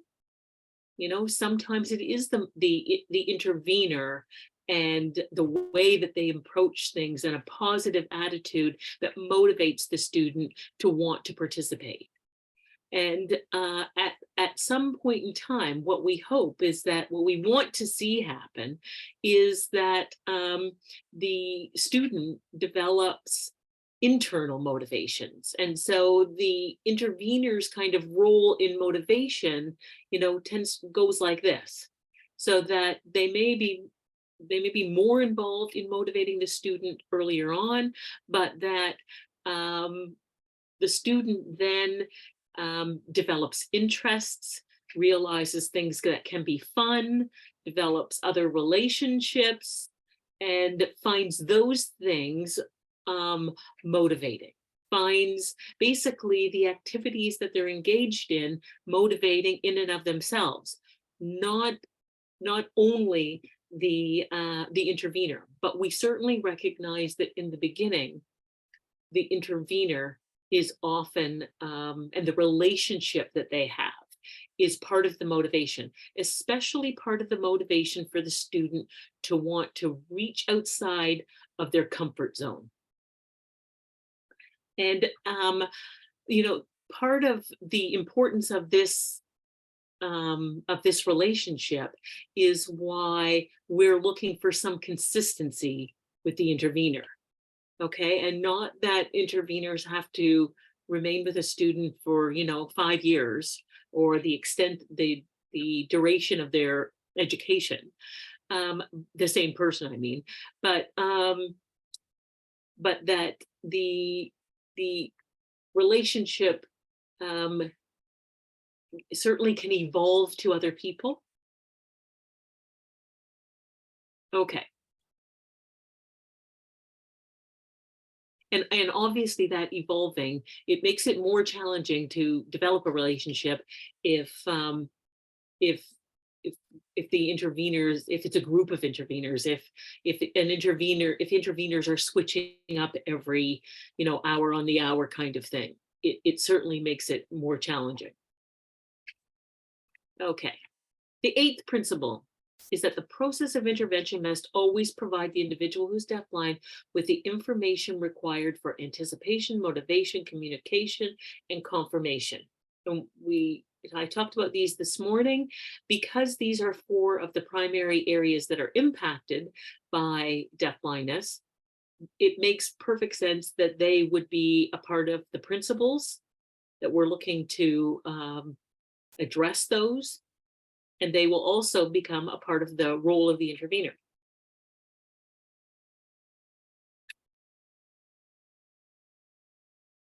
Okay, principle 9. Every experience is an opportunity to provide information and encourage interaction.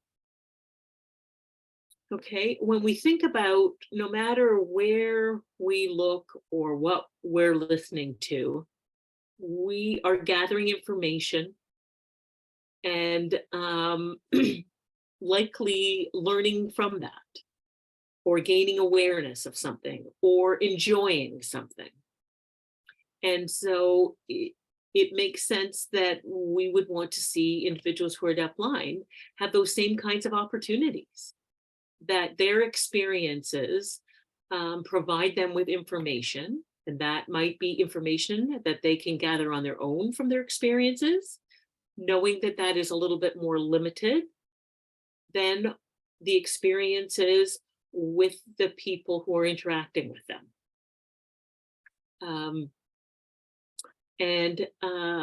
The idea that we encourage interaction with other people. Okay. Because a lot of these other people are whom they're going to gather information from.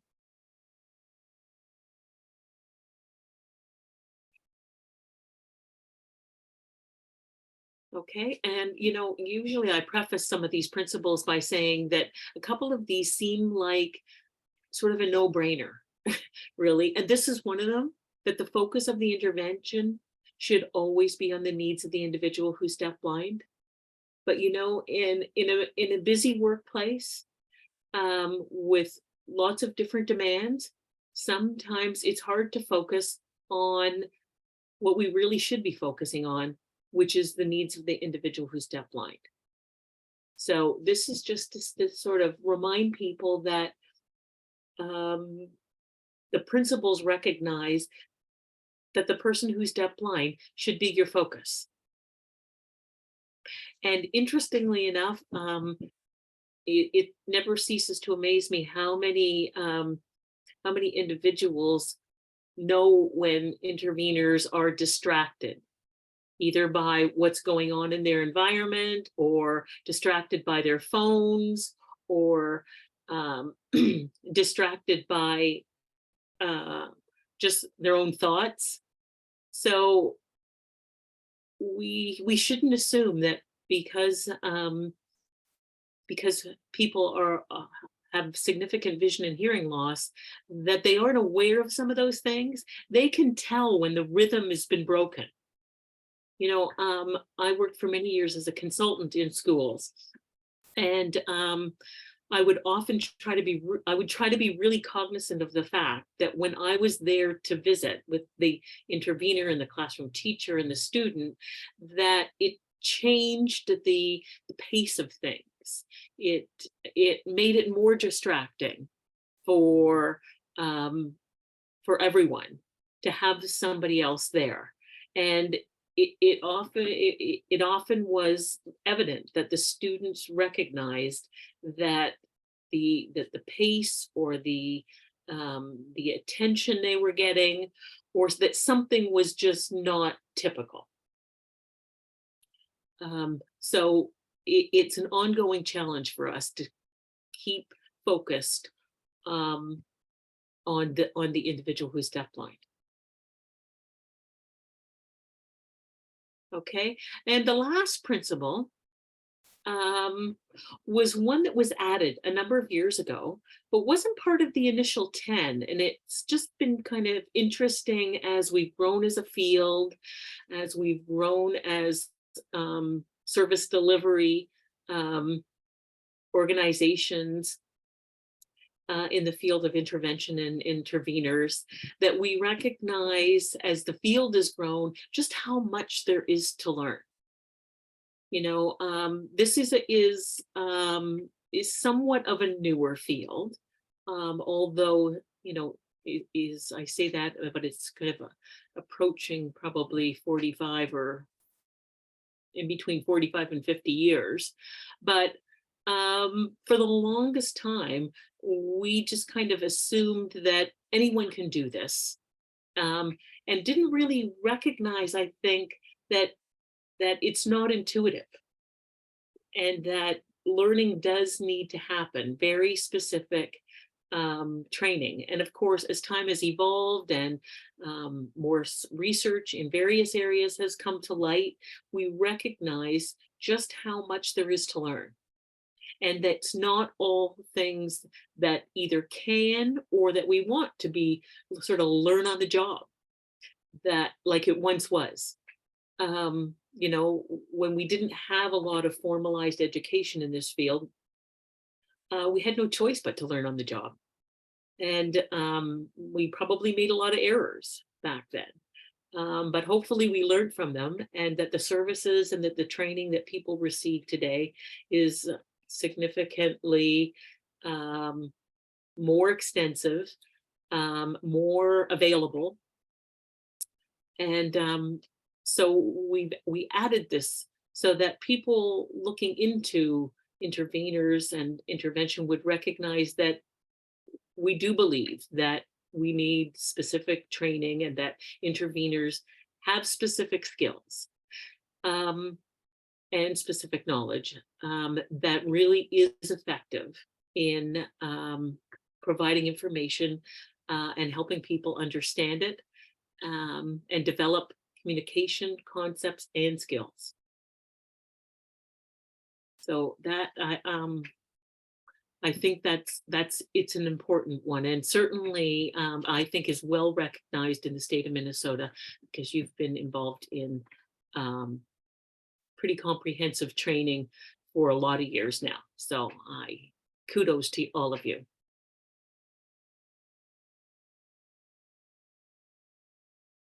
Okay, this is a quote from a deafblind consumer.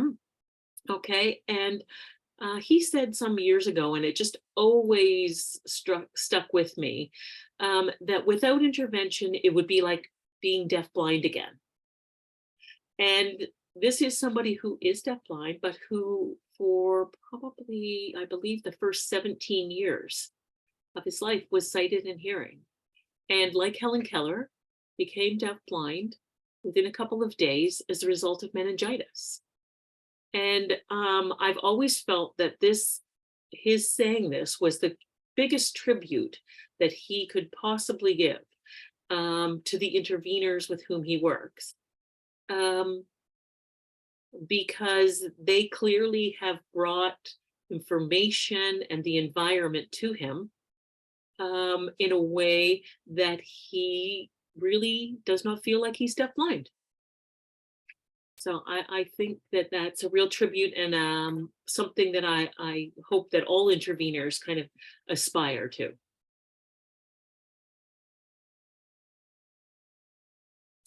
Okay, just before we move on to kind of take a real look at sort of some specific examples of what does intervention look like, we're going to watch a video.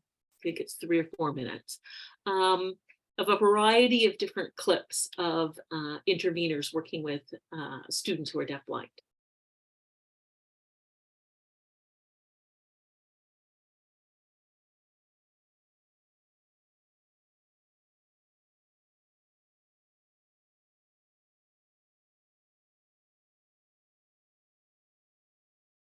He's wet? Is he wet?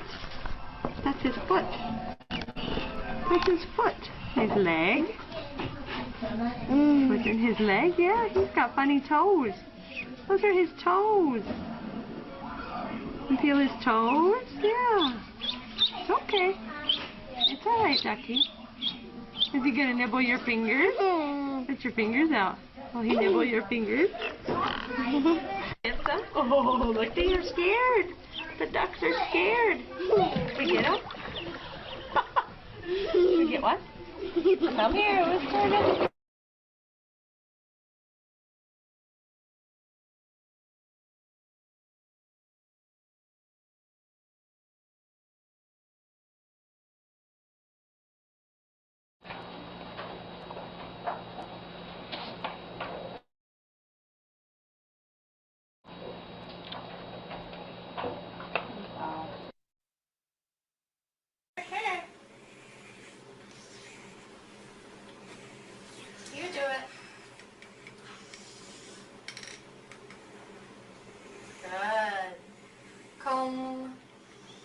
Comb.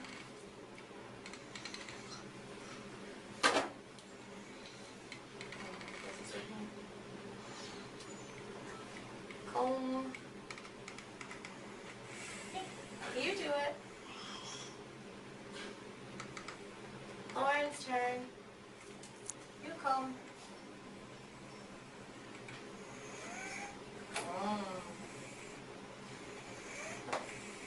Lauren, let me comb my hair.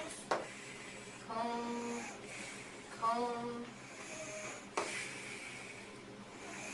Comb. Okay, what's next?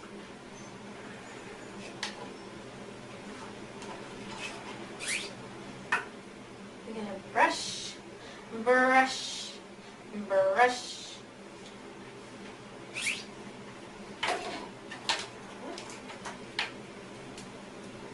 Toothbrush, brush.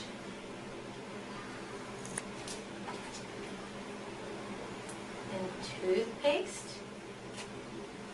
Smell.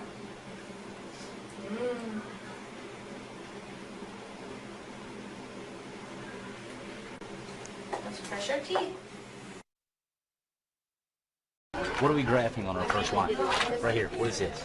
We did this one, and this one. Those are all width, right? So you need to make a key over here and put like a little square.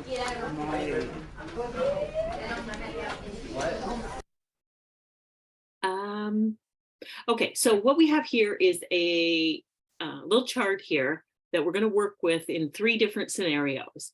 The first one is kind of the activity or the interaction. And if you can just kind of bear with me in terms of these examples, but then also kind of be thinking about students that you're working with. Okay, and then the second column is what it might look like if it were a caregiver. And in this case, I like to think of the caregiver as the grandparents. And I'm thinking if you're the grandparent of a student who's deafblind, then you have free reign in my book. So that's the caregiving kind of role. The next column is what it might look like if somebody was being provided with assistance, good caring assistance. And then what I want you to see is the last column, the fourth column, is maybe what we would expect. Obviously, it depends on the individual, but what we might expect of an intervener with the outcome from the first column. So the outcome or the interaction is that Tammy requires a bowl for her morning cereal. And if you could just kind of picture that scenario, okay. So grandmother might retrieve the bowl from the kitchen cupboard and bring it to Tammy, who's seated at the kitchen table. Okay, outcome complete. Somebody who's providing some assistance to Tammy, okay, might show Tammy where the bowls are, might help her to physically retrieve one, and might direct her to sit at the table. Okay, based on kind of some of the philosophy of intervention, what we might expect an intervener to do is to involve Tammy in the process of realizing she needs a bowl. You know, and how might somebody do that? Might they show her the box of cereal? Might they make her aware that here we are sitting at the table, but there's nothing in front of us. We have this box of cereal. What do we need? Okay, so encouraging Tammy to think about it, encouraging Tammy to think about what she needs. There's encouraging her to problem solve here. And then they might involve Tammy in the process of learning where the bowls are. So where are they? How do we get there? Okay, maybe we're planning a route to where we might keep the bowl. Providing the support necessary for Tammy to obtain the bowls. So depending on where the bowls are kept, are they somewhere that Tammy can reach them or acquire them on her own? Or might they be somewhere where she needs to ask for some assistance for somebody to open a cupboard door, or reach where they are, or pull open a drawer. Okay, but again, the idea of learning, with the eventual goal being that when presented with cereal, or when Tammy decides that she wants to eat cereal, that she has a sense of what she needs and where it is and how to find it, how to locate it. So again, those first few bullet points there are sort of setting the stage or planting those seeds I was talking about. Okay, or maybe at some point in time, maybe Tammy is physically involved and can't necessarily get a bowl out of a cupboard, but maybe she could point to the cupboard where the bowls, at some point, where the bowls are located. Okay, involving Tammy in the process of understanding that now she needs to sit at the table. Okay, she has her bowl. Now what does she need to do? Okay, and providing the confirmation necessary. So the confirmation goes back to that whole idea that at the end of this, we provide her in some way, whether that's language based, whether that is tactually based in the fact that, okay, Tammy, here's your cereal, you have your cereal, and here's your bowl that it goes in. And okay, now we can dump it, we can put our cereal into the bowl. But that confirmation. Okay. All right. So we're going to do 2 more examples like this.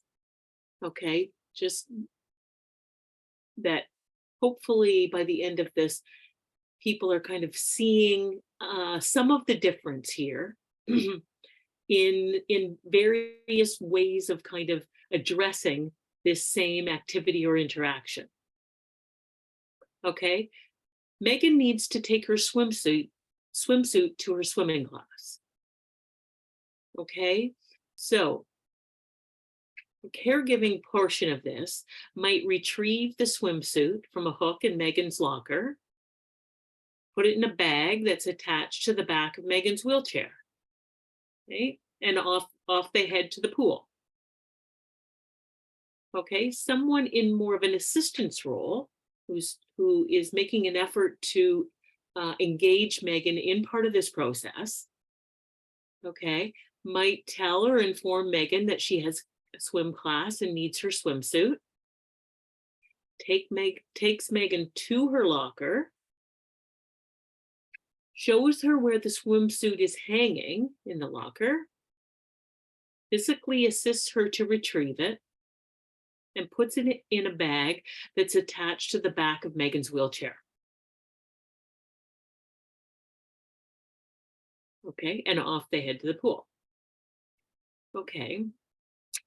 The intervention, what we might expect from an intervener is that the intervener uses Megan's calendar to let her know that she'll be going swimming, that this is the next activity. Okay, might even, what that looks like might depend on Megan, but the idea might even encourage Megan to see if she has a way of determining what the next activity in her calendar is. You know, that's a step even prior to this one. Okay, includes Megan in the process of understanding that she needs to take her swimsuit. So that whole idea of, okay, we're heading to swimming. Okay, what do we need? And that might be done with an empty bag that she recognizes as being sort of her swim bag, and it's empty. You know, you might put her hand in, confirm that it's empty by putting her hand in there. Okay, what do we need? Encourages Megan to use her residual vision and tactual skills to locate the swimsuit on the hook in the locker. Okay, again, we're planting some seeds here so that eventually Megan becomes more and more independent, and with information, with some expectation, with a comfort level of her willing to kind of reach out, and maybe with the motivation behind her that she likes swimming, you know, Megan will hopefully slowly take on more and more of the role. Okay, provides only the physical assistance required to retrieve the swimsuit from the hook. So by that, we kind of mean we're not going to just blanketly do it. We're going to provide her with some help. She might need, you know, depending on where the hook is, she might need some help with that, the physical part of it. Encourage Megan to hold onto the swimsuit while they walk to the pool so that she has continued confirmation as to where she's going. Okay, so if Megan, with Megan holding the swimsuit, if that's what helps her to understand where she's going, then if she has is in contact with it, okay, it can provide her with that confirmation. It also provides you as the intervener with a communication tool. Should Megan take a wrong turn, you might let that go for a little bit, but then realize, oh, we're not heading to, remember, we're going swimming. We need to turn around. We took a wrong turn here. But you then have a communication tool if she doesn't have the formalized, more formalized communication, or you have a way of teaching her some of the other forms of communication by coupling it with the constant use of the swimsuit.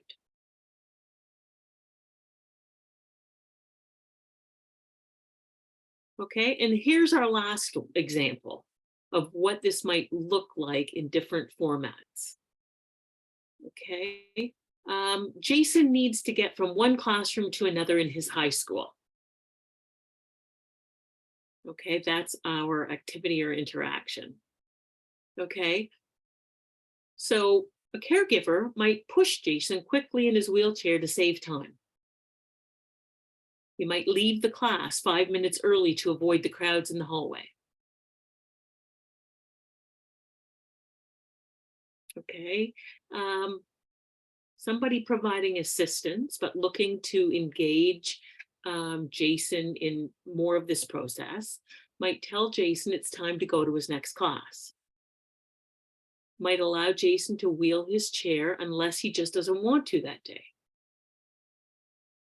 Might tell Jason when and where to turn. Might point out landmarks.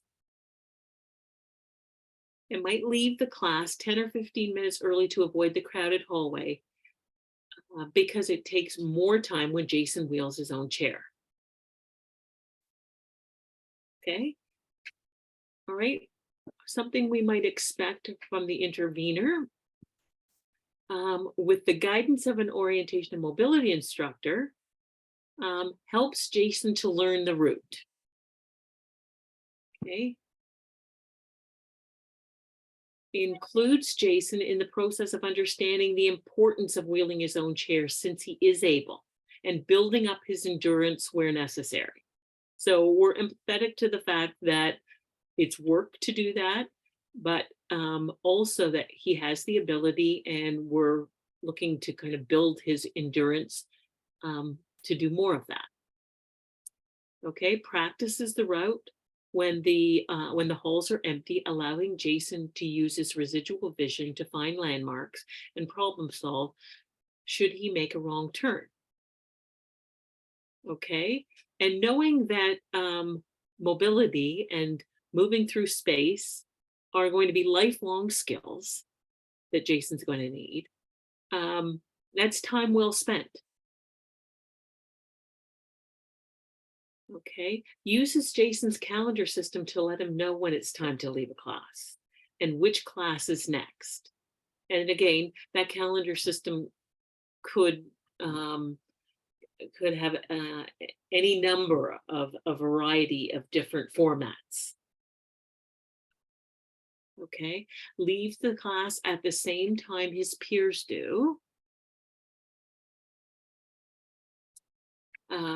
Encourages Jason to say hello and to talk to his peers as he moves through the hallways.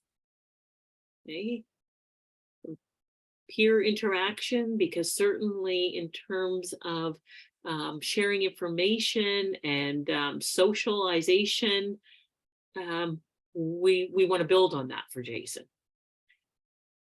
Teaches peers how Jason communicates and how to approach and interact with him. Okay, so part of what we might expect an intervener to do would be to maybe facilitate some of that interaction. Once Jason and his peers are comfortable communicating with one another, walk a ways behind Jason and his peers or friends so as not to interfere with the social interactions, but close enough to provide any intervention that's required. So if there's probably going to be additional information. So as an intervener, it's not that that other people can't interact, but you're there to either fill in the gaps or to facilitate additional information, facilitate additional interaction, maybe clarify for the student you're working with or clarify for others some of the communication.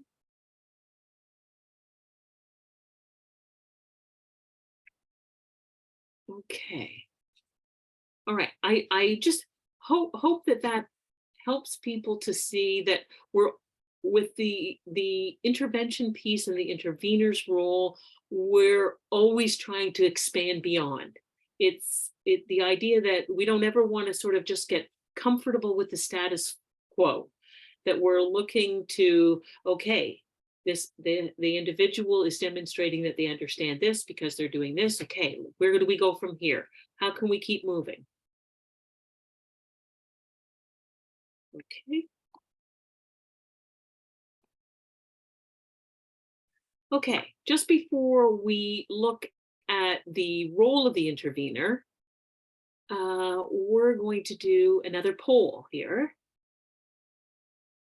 Okay, and let's just look at the question is, which of the following tasks do you believe fall within the role of the intervener? And you're going to check all the ones that you believe apply.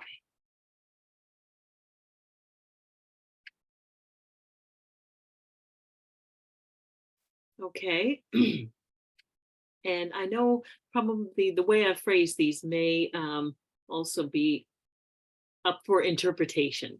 So I'm just going to talk about the ones that are the role of the intervener. The others are typically the role of someone else on the team. Okay, so typically it is the role of someone else on the team to prepare the lesson plans, the formal lesson plans. Okay, but the interveners are certainly they certainly do adapt materials that are prepared by the teacher. And those adaptations might be in the form visually, they might be enlarging them, they might be making contrast easier for the person to see. They might be preparing materials, partially preparing materials. I'm thinking of like in an art class. They might do a little bit more of actually preparing the materials, just depending on the individual. Or they might be looking at making materials more of varied textures, just all kinds of things that they might be preparing materials based on the language of a student. There's a variety of different things that they might be doing to adapt materials. They are providing access to information and the environment on a one-to-one basis. Okay, as you can probably well imagine, it would be really challenging to intervene effectively with more than one person. Okay. It's typically the role of somebody else in the team to be the primary contact for parents and to locate and curriculum. Okay, but facilitates interaction and communication with staff and with classmates.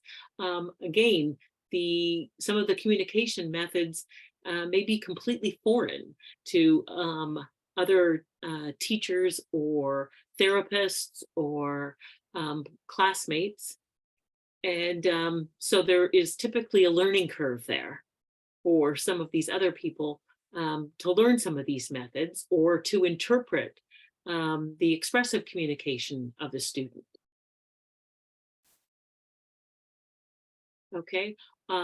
Very often interveners will be amongst those people at the IEP meeting, but not necessarily coordinating the team members.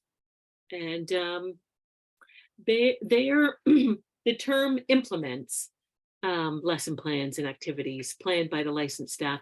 It's definitely the role of the intervener to implement. Okay, so good job there.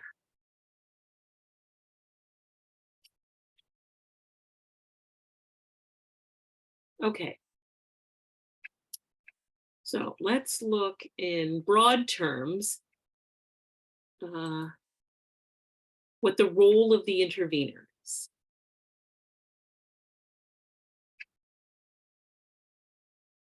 Okay, the role of the intervener, okay, to provide the degree of support necessary to ensure effective communication. Okay, so that the degree, I mean, that's pretty broad. All of these are pretty broad and have to be kind of made more specific to each student. So the degree of support necessary might be from that as a member of the team, giving feedback about the communication that you see the student using, and that the team can then look at what might be the most appropriate form of communication for this individual at this time. Okay, to provide accurate feedback about the results of the individual's efforts. And this goes back to that anticipation, motivation, communication, confirmation, providing feedback about the results of their efforts. And typically people see that and think it means just telling them when they're doing a good job. And that is a part of providing accurate feedback, but it certainly isn't the entire role in terms of feedback and confirmation. We want them to know when the results of their efforts are not working, or and also in providing feedback about that they can't get from the environment, about what are other people doing, how are other people responding to them. To provide the motivation necessary for the individual with deafblindness to want to become an active part of their environment. And this goes back to the motivation and goes back to the relationship. And that as an intervener, you see yourself as part of the motivation, at least in the initial stages.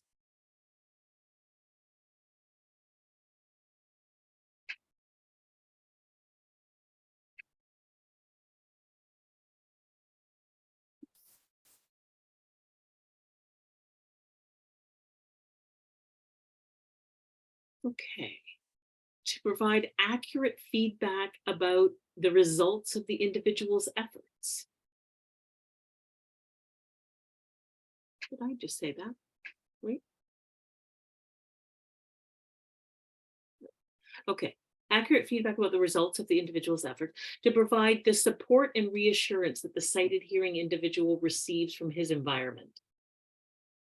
Okay, so we get a lot of feedback and confirmation and reassurance from other people that individuals who can't access that information don't get. And that tends to leave them in kind of a place of doubt. You know, when you and that can be kind of an agonizing place to be, where you're really not sure. You're unsure of maybe what you're supposed to do. You're unsure of how you did something. It's a very uncomfortable place, and certainly inhibits being able to take in new information when you have those concerns constantly.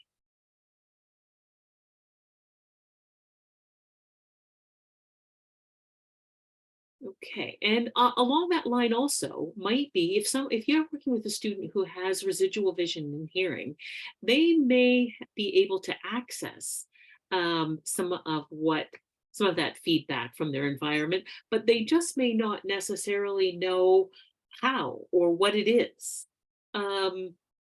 So it's part of that intervener's role to kind of teach them how to access feedback.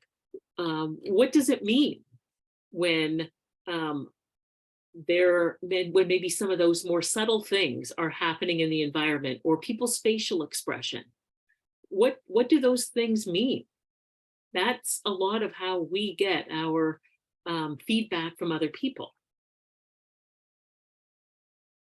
Okay, this number 6, to foster opportunities for socialization with family, peers, and persons in the community.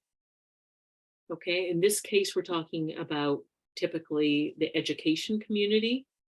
Okay, and that this is where I would say what we don't want to happen is that the intervener and the student become this kind of social island unto themselves in an educational setting. We want the student to have opportunities to socialize with other people, and we want other people to have opportunities to socialize with them.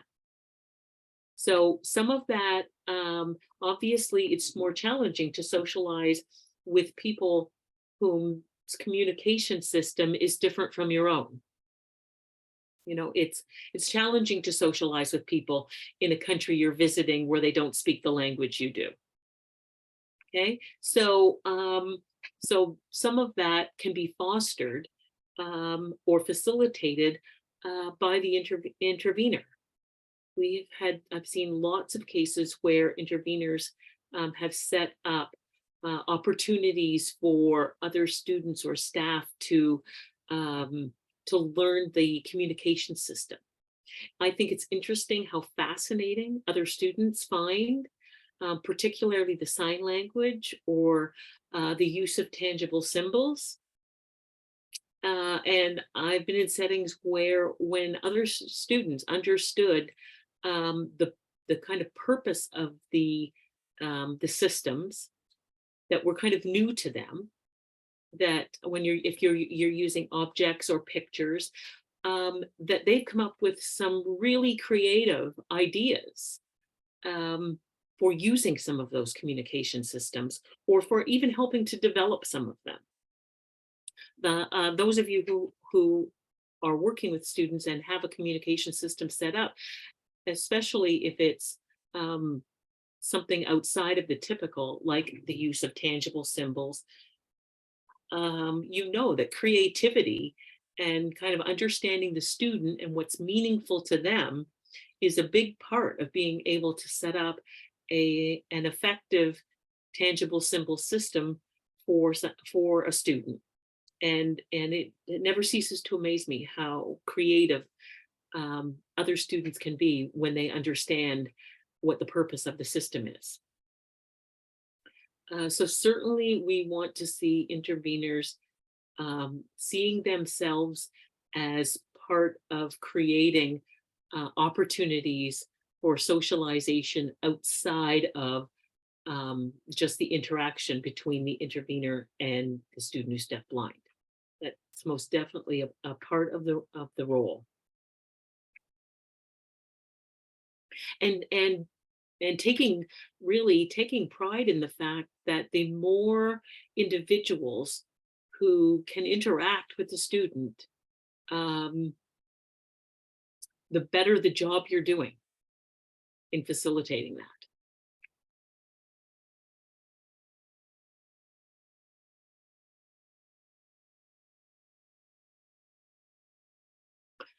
Okay, number 7.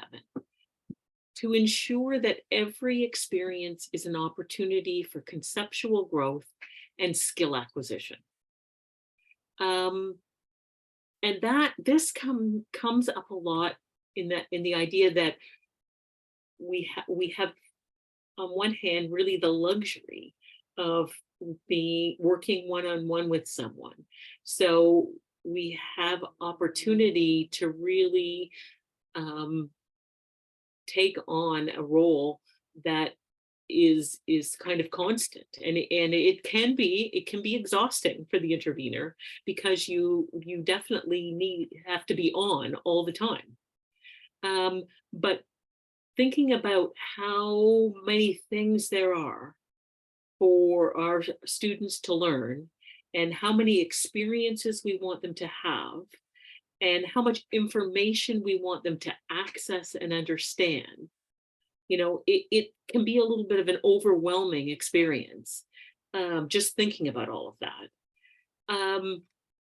But also knowing that things take more time. It takes a lot more time to examine something as simple as a cup than it does when you're having to do that tactually, or you're having to do it visually, but you're having to rotate it and you're having to move it within a visual field so that you can see the entire cup. Something as simple as that might take you and I seconds to do, could take a significant amount of time for an intervener to do well with a student who's deafblind. So time is not on our side. We're constantly having to kind of fight that clock. So we don't want to waste time. We need to pace things so that they're meaningful for the student, but we also need to be constantly thinking about what other concept could I teach here? What other skill could we work on here? Okay, and really looking at how can we make every experience an opportunity to do that. Okay, it's interesting, even, sometimes where if you're on a field trip somewhere, often people are just kind of thinking about the end result. I've had a number of students who, when we got back to the class, after doing something like that, or just doing something even within the school, and often what they identified as being their favorite moment was not at all what I would have thought of. So you just never know what kind of an opportunity each moment has for a student who's deafblind. So, like I say, I want to encourage people to kind of use your time wisely. Okay, and number 8 here, to utilize those methods and techniques which provide the best possible opportunity for an individual who's deafblind to compensate for their loss of both vision and hearing. So the idea that there are methods and techniques, there are strategies. More and more of these are becoming well documented, and whether they're in books and videos and trainings, and we know they work.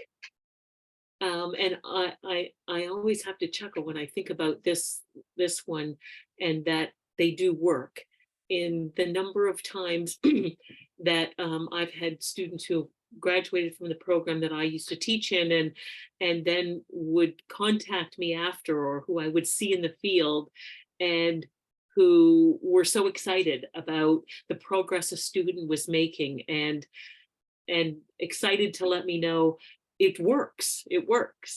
And I think that's just so so helpful in this field, that we have strategies that we know work, and we just need to ensure that we use them.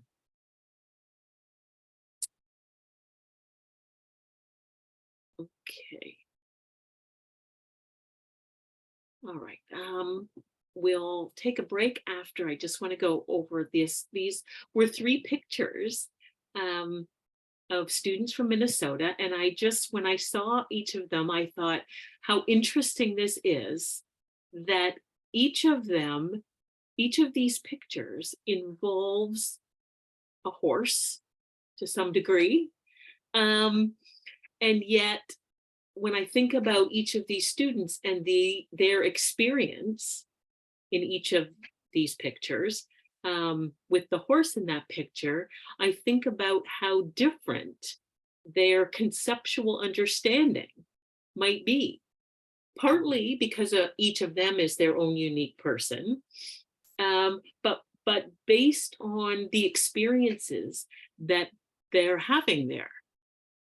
And I think that that's something that also we really need to think about. That, often in this field, the focus is on communication, and that is clearly a huge component. The development of communication so that you can access information. But I like to think of communication falls under the conceptual umbrella. It's something that we have to understand. And I think that anything that we can do as interveners or people who are supporting interveners and who are supporting students who are deafblind is to think about, what does this student understand in terms of their communication, or in terms of their activities, or in terms of their experiences. It may very well be that the student who is riding on a carousel horse maybe has already had experience with the real horse and has ridden a real horse. Okay, and maybe the student who's riding the horse, have they ever had the experience of, do they know about a carousel and the horses, and that is a representation of the horse that they ride in maybe their riding lessons, or maybe they have a horse of their own. So when I saw those 3 pictures, I thought I just really have to use those to illustrate how we need to expand the concepts all the time. And we need to be looking kind of as a team. Once you understand sort of horse from one perspective, do you understand it from the many, many, many other perspectives that it might also fall under? Okay, I think we are just about ready to take a 10-minute break. This is Ann. That sounds good. I'll go ahead and run the video. Anything negative against the other columns, it's just to try to show people what the difference is. And the goal for how we want interveners to think. And it is noticeable. People recognize the skill and the knowledge set that interveners have, and appreciate them. And I meant to say this earlier. There was something that came out, but I didn't. But I want to say it now, that the skill set that's developed by interveners has many aspects of it that are transferable to other students. And we see how much that skill set is appreciated when we have individuals, I have had principals who have called me with students who maybe are not identified as deafblind, but who the principal has had interveners in his school and appreciates the skill set and the knowledge they have and the approach they have with students, and is wondering if there's somebody out there with the skill set, not necessarily to work as an intervener because they wouldn't be they're not working with somebody who's deafblind, but who whereby they can see that the skill set could be very useful with other students. So it is very much, there are a number of things that are transferable.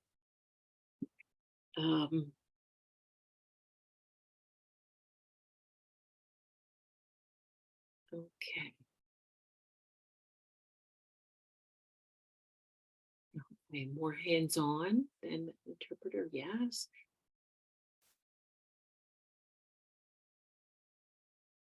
Right, that it's not just about information gained through sort of language, and it's also that idea of information gathered through experience.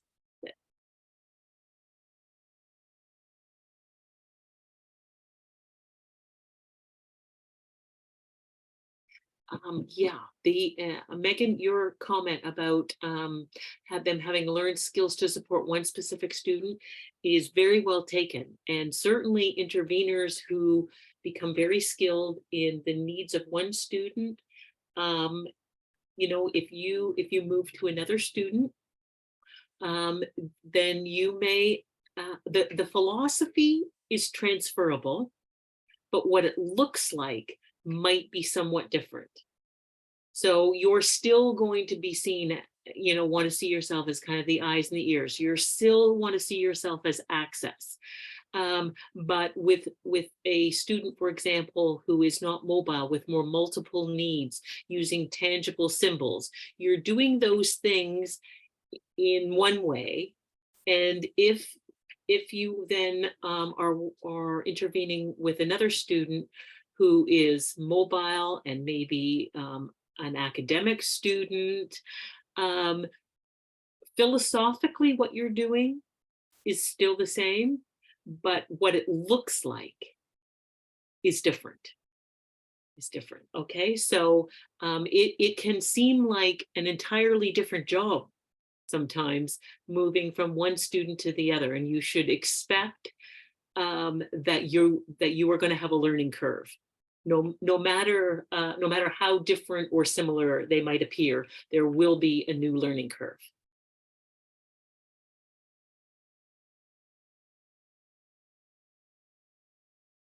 Yeah, interveners typically, interveners work with students or individuals who are deafblind, and you may, like I say, you may take that skill set and you may use it in other ways. But you're actually intervening when you're using those with someone who is deafblind. So it is very specific. Oh, you know, Megan, your the comment regarding hands-on for all school life, that makes me think about just one other thing that I didn't say, but that sometimes people are wondering about. Maybe not so much now because people know a little bit more about interveners, but there certainly was a time when the number one question to me when I was working as a resource consultant was, Carolyn, how long do you think he's going to need that intervention or that intervener? Typically that comes from a funding source, maybe. But people want to know how long is somebody going to need that intervener? And I think your comment there, Megan, just reminds me of how simple the answer really is. And that's that they're going to need the intervener only as long as they're deafblind. And if at some point, because there have been cases, it's maybe few and far between, but there have been occasional times when there has been reason that somebody maybe is able through medical means or technology or something that they are no longer identified as deafblind. And at that point, they may still require some assistance of some type, but maybe not an intervener. So yeah, that just reminds me that it's not something, and that's one of the differences, unlike maybe assistance, where you hope that you, or coaching, where you hope that you will give somebody the skills and the knowledge they need, and then you can withdraw your support because they're able to kind of go flow on their own. Intervention is something that is going to be required because they're going to need access to information, as long as they're deafblind. It means that they may learn to use their vision and hearing or develop the skills to be able to access more information on their own. And that's great. But there is always going to be information that they're not going to be able to access on their own as a result of the deafblindness or the extensive vision and hearing loss. And so they are going to require, if they're going to require access to information, then they're likely going to require an intervener.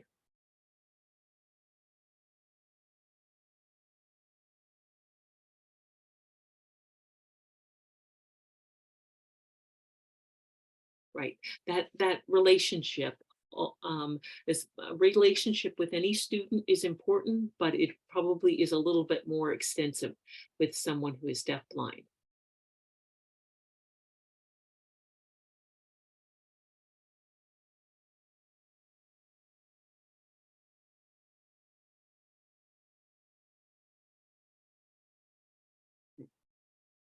Great job, everybody. Really, really, I think you have it.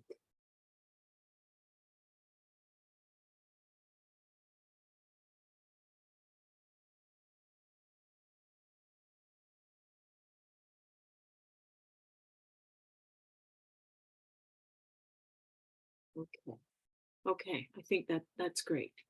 Love your comments there. Okay, let me see here. Okay, this next slide is one of the handouts. So you will receive this, about the comparison of interveners and paraprofessionals. So that, I think, supports a lot of the comments that you've already provided. And there might be a few things there that weren't addressed in the chat, but certainly the essence of what you have in the chat is also conveyed in this handout here.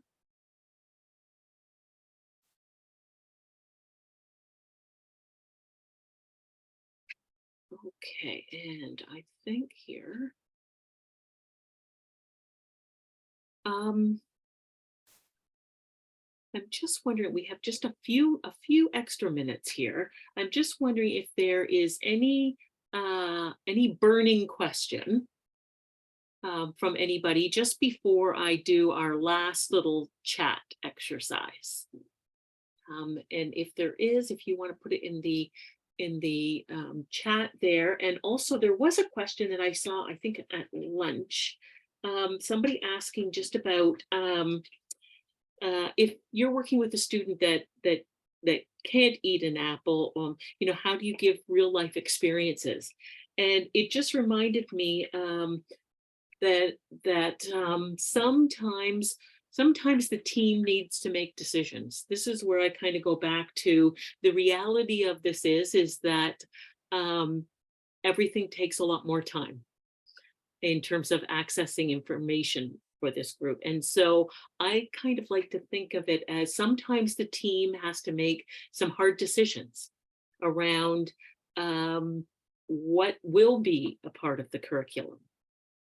And so I guess what I'd say here is if the experience, for example, if somebody didn't eat apples, but it was information for them to know that other people do, then you could work with the apple.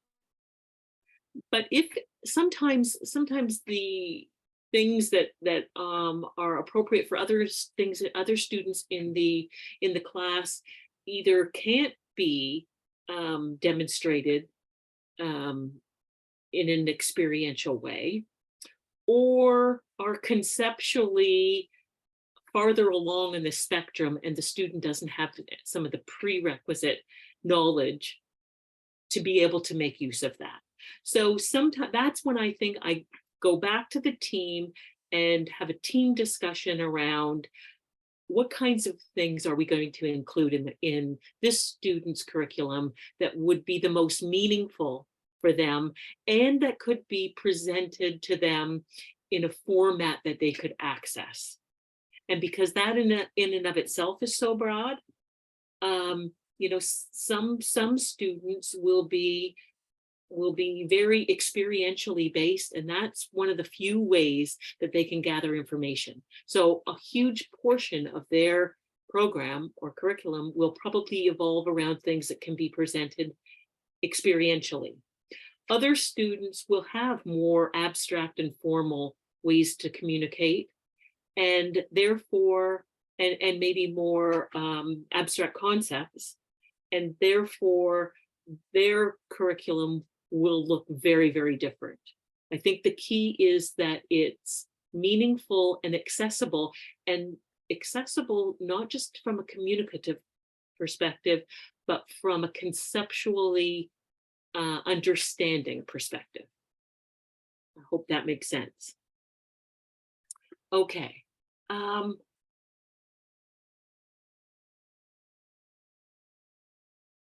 okay, here's a very good question. When you're meeting somebody for the first time, how do you approach them to introduce yourself?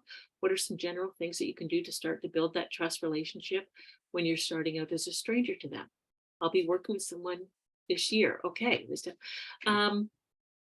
uses an eye gaze device in a wheelchair. Okay, so if they're using an eye gaze device, then they have some residual vision. I would try to find out what and kind of where their visual field is so that you present yourself within that visual field first. See if they then, so that you're not startling them. You know, this is not somebody that you're going to come up behind. You want to come up in front of and be within their visual field and give them some time. Give them, you know, to maybe see that something is there or someone is there. That'll sort of depend on their vision. Typically, if you were approaching them and touching, you would, you know, maybe the shoulder or the top of the hand, somewhere that is a little less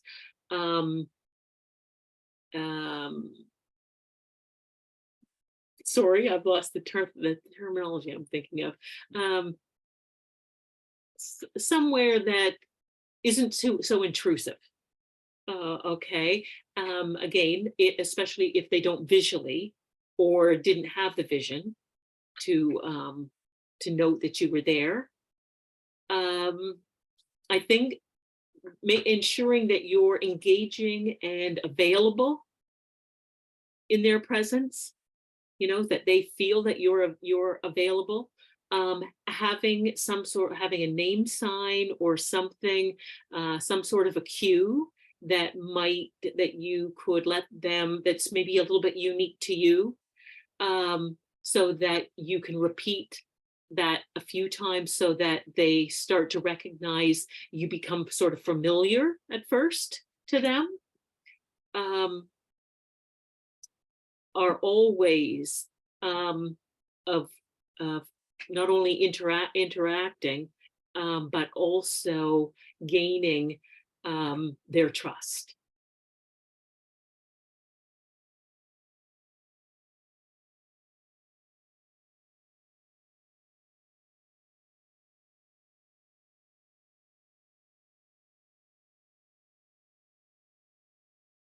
Okay, I think Anne has answered that question. Yeah. All righty. Is there anything else that I can answer? Okay. I think we're good. Okay, let's just go to our last little chat here.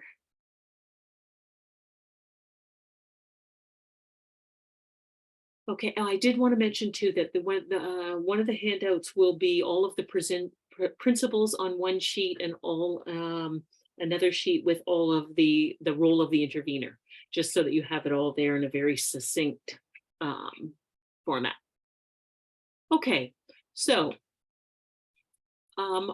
hopefully everybody either had something reinforced today or maybe something new. I hope that everybody had at least kind of one light bulb moment, something that sort of on Monday morning you could implement, or something that that you maybe want to remember.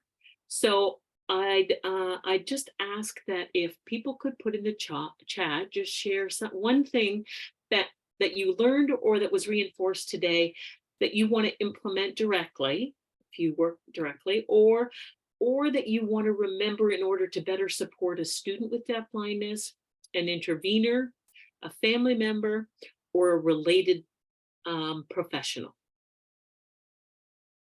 Okay. And this will also help help me and the team to just look at what are some of the key points that people find or found interesting, worthy of remembering, or something that you would want to implement. Great job, everybody. That's really great. And hold on a second here. I have to say, thanks so much for participating. And it's always a pleasure to work with the group in Minnesota. I have to say, you're always so engaging. I love it.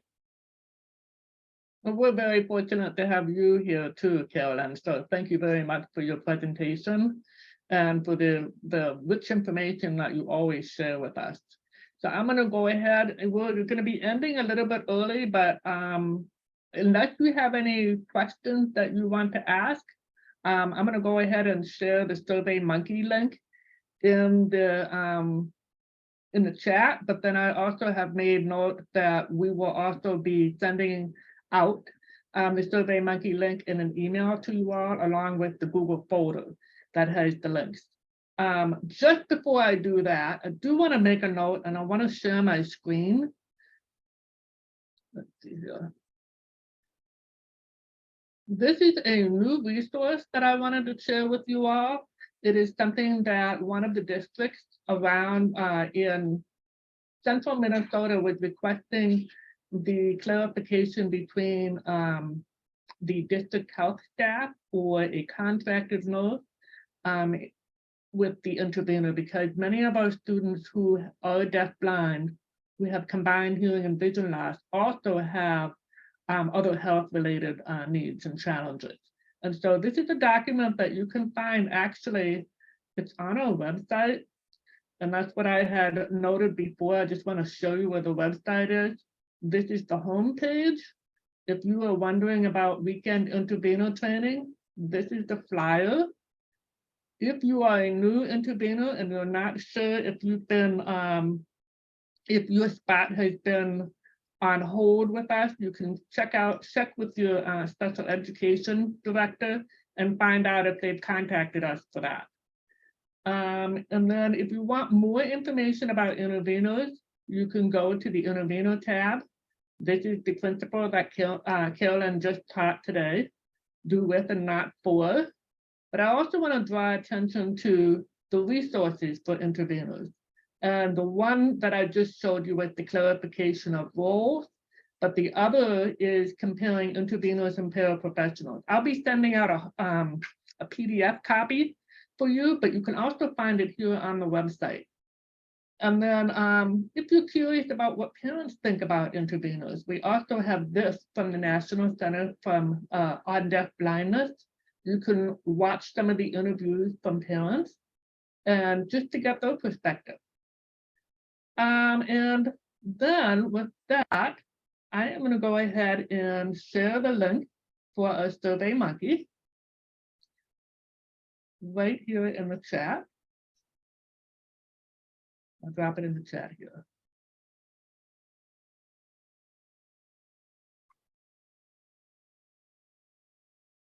If you do not complete the evaluation, you won't get the CEU certificate. So we really would like to have your feedback. Let us know what went well today. Let us know if there's some areas that you still have questions.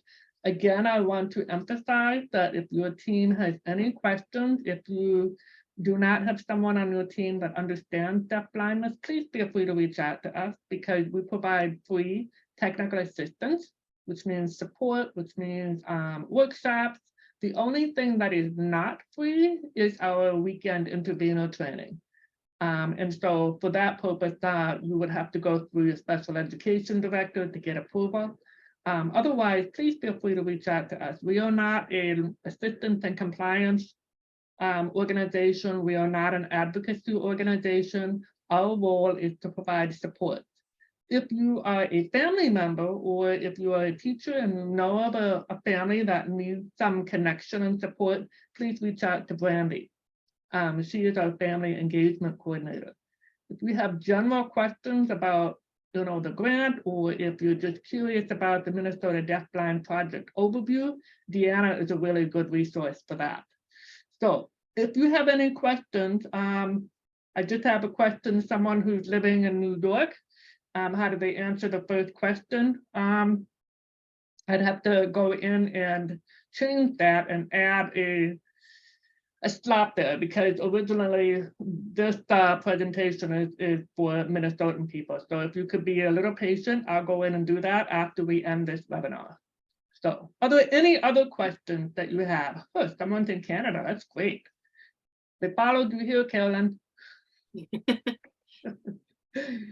And also, we want to take a moment and just thank you, Carolyn, again for your continued support with the Minnesota DeafBlind Project. We're looking forward to seeing you again in October for our first weekend intervener training. And then I also want to thank the interpreters.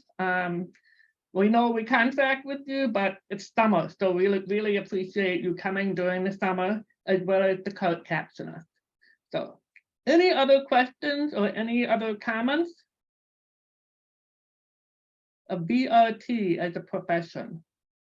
Again, I'll have to go in and check and see if I can add something, a section there so that you can just comment. Resources on TACT or ASL, please email me and I can find them for you and send them to you. So if you have any other questions about other resources other than what Carolyn has shared, feel free to email me. And if you don't know my email address, again, you can check on the Minnesota DeafBlind Project website. We have a contact information listed there, as well as at the end of our presentation here. And I will just share that very quickly here.